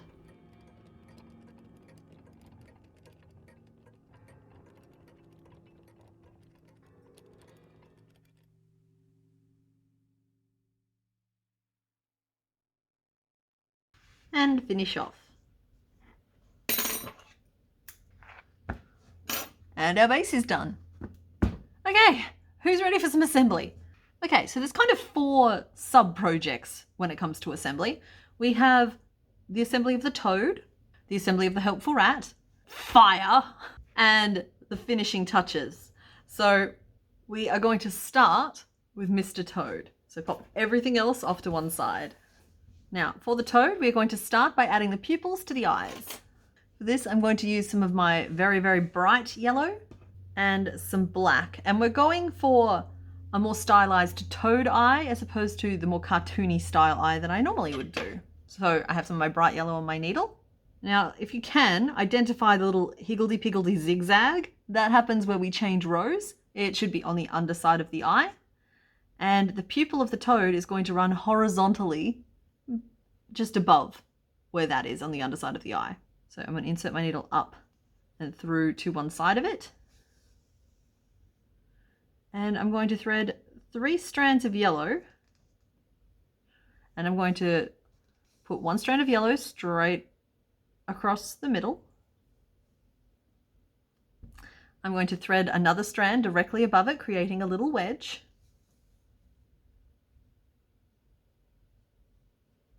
And I'm going to put another strand directly below it, creating a second wedge. So that is what we currently look like. So that's the underside of the eye there, and that's what the eye looks like. And I've just done the same thing to the second eye. Then I'm going to grab some black, and coming up through the same point in the corner of the eye, I'm going to fill in those 2 wedges. And they should take 2 to 3 strands of black each.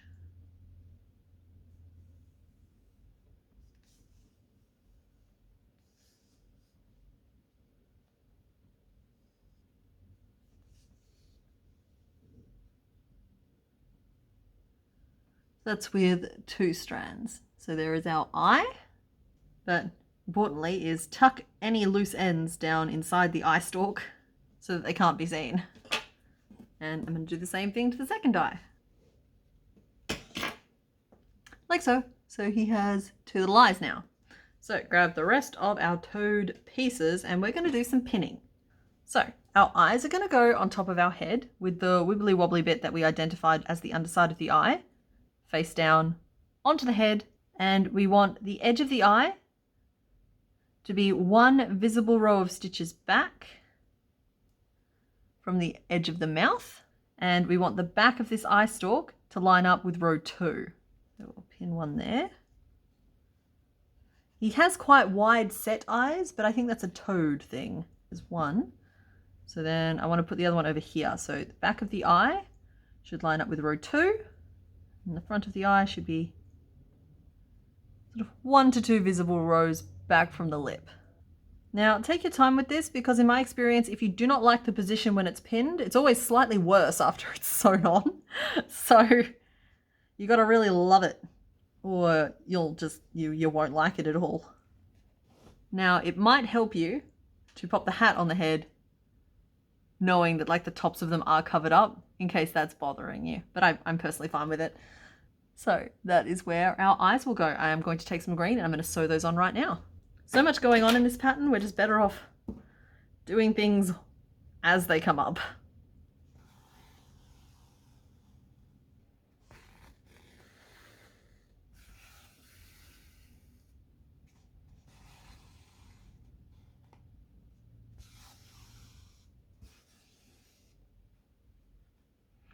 So with the eyes attached, we are now going to do his arms and legs. So remember that his arms have 2 different positions to them. Well, remember this one here is meant to be a Salt Bae arm, which is just like a little sprinkle position. It is his right arm facing away from us. And we're going to just pin that directly under his little cheek on that side. And you can pin the little mushroom to his hand at this point as well, just to make sure that there's room for it there. Of course, you could style him holding the book with the little rat holding the mushroom instead. It's entirely up to you. And then we have his second hand here, which is in a slightly more neutral position, sort of pointing downwards, but gets squished up under his cheek on the other side. Okay, so that's a rough arm positioning, but before we sew those on, we want to test the legs in place just to make sure that they fit as well. So if you grab your haunches and you turn them over so we're looking at the backs of them, so the side that goes against the body, you might notice that our finishing off point is slightly closer to one edge than the other. So the edge that it's closest to is the top and the thinner edge is the bottom. So one of those goes on either side so that the front edge of them kind of loosely lines up with the edge of his belly patch. That is hard to say. He is supposed to look quite crowded. He is a little hunched over toed after all. Squish the other one in on the other side. Great, look at our chubby little friend here. So his feet will go sort of in front against the body, but so that they look like they're on the haunches. But we don't need to pin those on just yet. Instead, we are going to take our green and we're going to sew on both the arms and the haunches now. Now, don't be afraid to unpin the haunches to access parts of the arm that you can't otherwise reach. My curved needle is going to help me not necessarily need to do that. So sew all of that on now.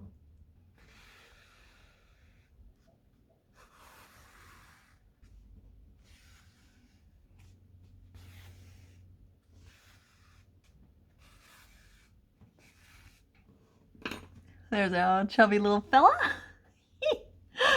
Oh, I love him so much. So then we're going to grab our feet, and remembering the finishing off point faces down because the toes will curl downwards. We're going to pin one of those on either side. They mainly get attached to the body, not to the haunch, but there is some crossover. So if you see that positioning there. And I'm going to just pin them in place, and then we'll do I can't remember what I used to call it. It's not a tug test, it's like a wobble test. We want a nice stable hocus crocus, not a wobbly frog. Oh, but sir, do you have to? Must you, sir? Okay, he's pretty stable. We're just going to stitch his feet on now too.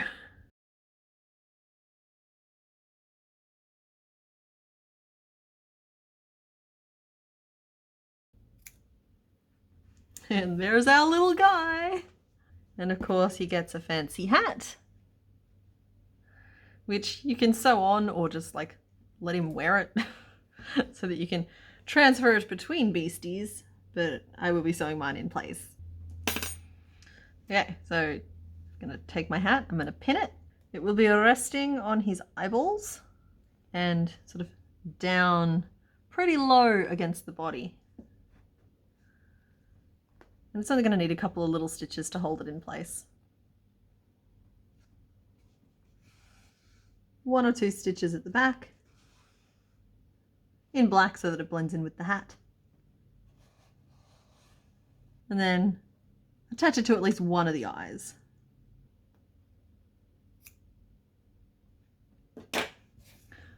So there is our little toad all assembled. We're going to pop him to one side and we're going to work on our helpful rat. Now, you might be thinking that our little rat, who is so cute, is completely assembled, but because he's part of the set piece with the books, we've got to assemble the books. Now, for the book, I suggest assembling it using the same color as you've used for your cover. And with the spine facing outwards, we are going to line up our pages on the inside. Now, the cover should be a little bit bigger on all sides, so just try and center it roughly. And then we are just going to sew a line of stitches down the middle.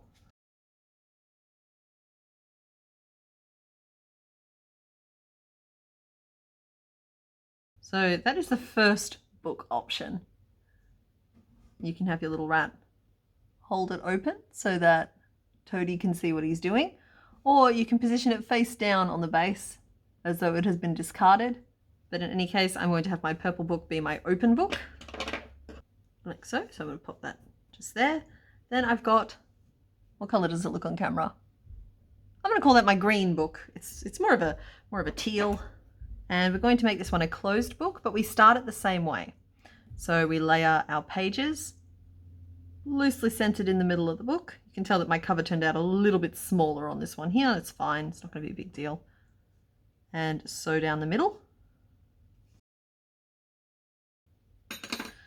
And then because I want this book to be closed, we're going to just fold it together. And I'm going to work a couple of stitches just along the front of the cover. So just all through, straight through all 4 layers.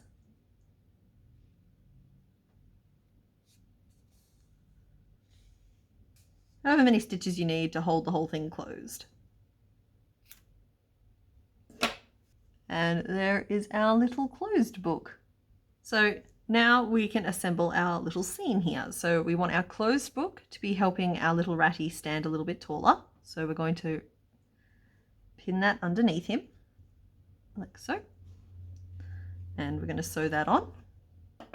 And I'm going to use some of my rat colour for that, just because I would rather have a couple of little grey spots on a book cover than a couple of blue spots on my rat. I hope that makes sense to you guys, because it makes sense to me. Take the pins out. Okay, so now he's up on his book.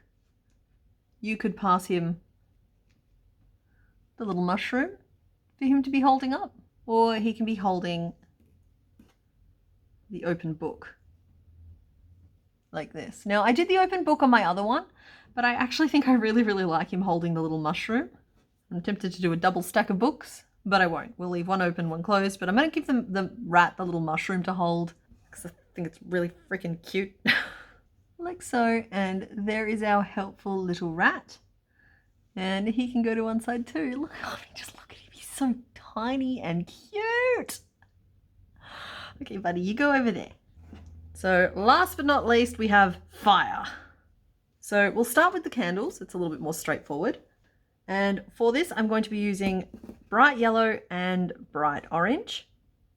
And I'm going to cut, what is that, about, what, 3-inch strands? What would you call that? About 3 inches? 3 to 4 inches. About 10 centimeters for everyone else. Of each. So we want 2 in each color. So we want a strand of yellow and a strand of orange for each candle. About 10 centimeters long. Oh my goodness, when I'm good, I'm good. So it's exactly 10 centimeters. And in my defense, that's my preferred unit of measurement. So we want 1 of these for each candle. And I'm going to grab my slicker brush. I got a new one. It's shiny and heavy duty. And I'm going to brush these out. Now, there are many ways to add fire to your candles. This is just one option. If you're a fan of needle felting, this is a great candidate for that. See how I'm just brushing out one side, brushing out the other. And you kind of want the 2 colors to start like incorporating with each other a little bit. You don't want them like completely mixed, but just enough. I'm losing all of my fluff this time. Sometimes we get varying results. So I'm just going to go with this for now. Then I'm going to fold my ends together. And using a little bit of black, we are going to sew it into the middle of the top of our candle. So the black is going to be visible, and that's intentional. We want it to look kind of like the burning wick.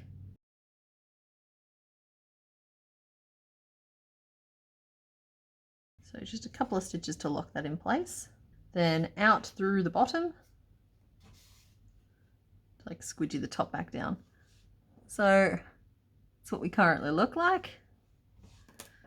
We're then going to take our scissors and chopping down into the flames, give a little bit of a haircut.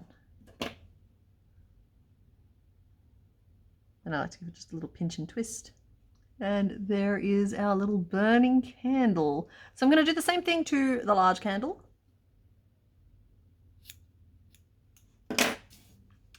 And there is our large candle. Now you can do the same thing around the base of your cauldron. So you'll see here that I did fire on this one over here, and I haven't done that on this one here. So that's just a matter of attaching the fire around the base so that it sticks up between the legs. I don't think I'm going to do it on this one here. I'm kind of going for a slightly different feel, but fire under the cauldron is absolutely an option if you like it looking that way. Okay, so now we have assembled all of our pieces. We get to assemble our scene. So Start by pinning your cauldron off to one side, like a little pot of jam. Then we're going to take our toad and place him just slightly off to one side from it. If you put him directly over it, it can look cool, but I feel like it hides a lot of the cooler details that we put on the toad as well, and we don't want to cover everything up. So just slightly off to one side, like so. Then I'm going to put a big candle right next to him. And then the smaller candle right next to that. And the little helper rat is going to be passing our toad a mushroom over this side. And our remaining book, which would normally have been held by the rat, I think I'm going to put face down. Just going to shuffle things around a little bit to make it fit. You of course don't have to fit all the elements on. It's just, I've already made them, so I may as well. I'm trying not to set his hat on fire. So that's a starting point for all of your elements. And I think I'm just going to shuffle mine around a little bit until I'm a little happier with them.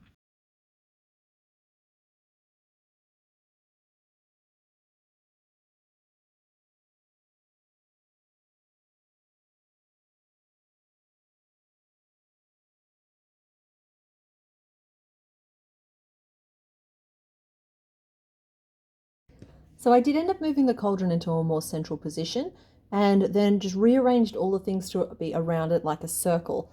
And I did end up making another book, this time in orange, just to fill out that little gap at the front. And then I'm just going to sew everything on.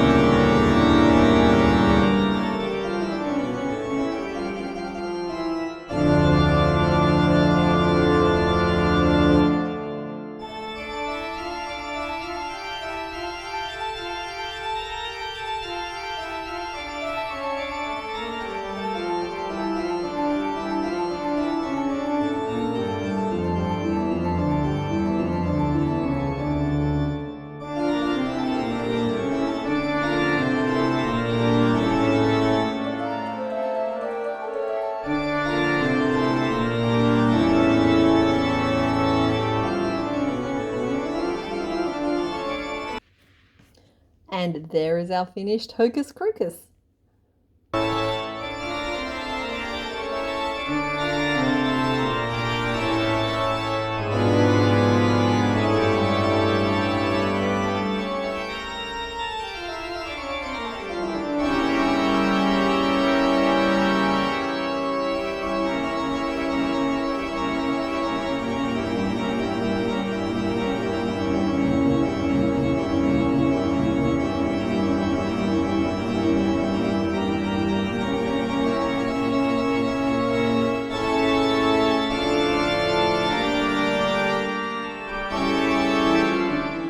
I hope you had fun making him today. I am curious to know whether people like the sort of like little miniature scenes that I did this month as opposed to the individual creatures, so let me know in the comments down below. Otherwise, that's it for today. Okay, bye!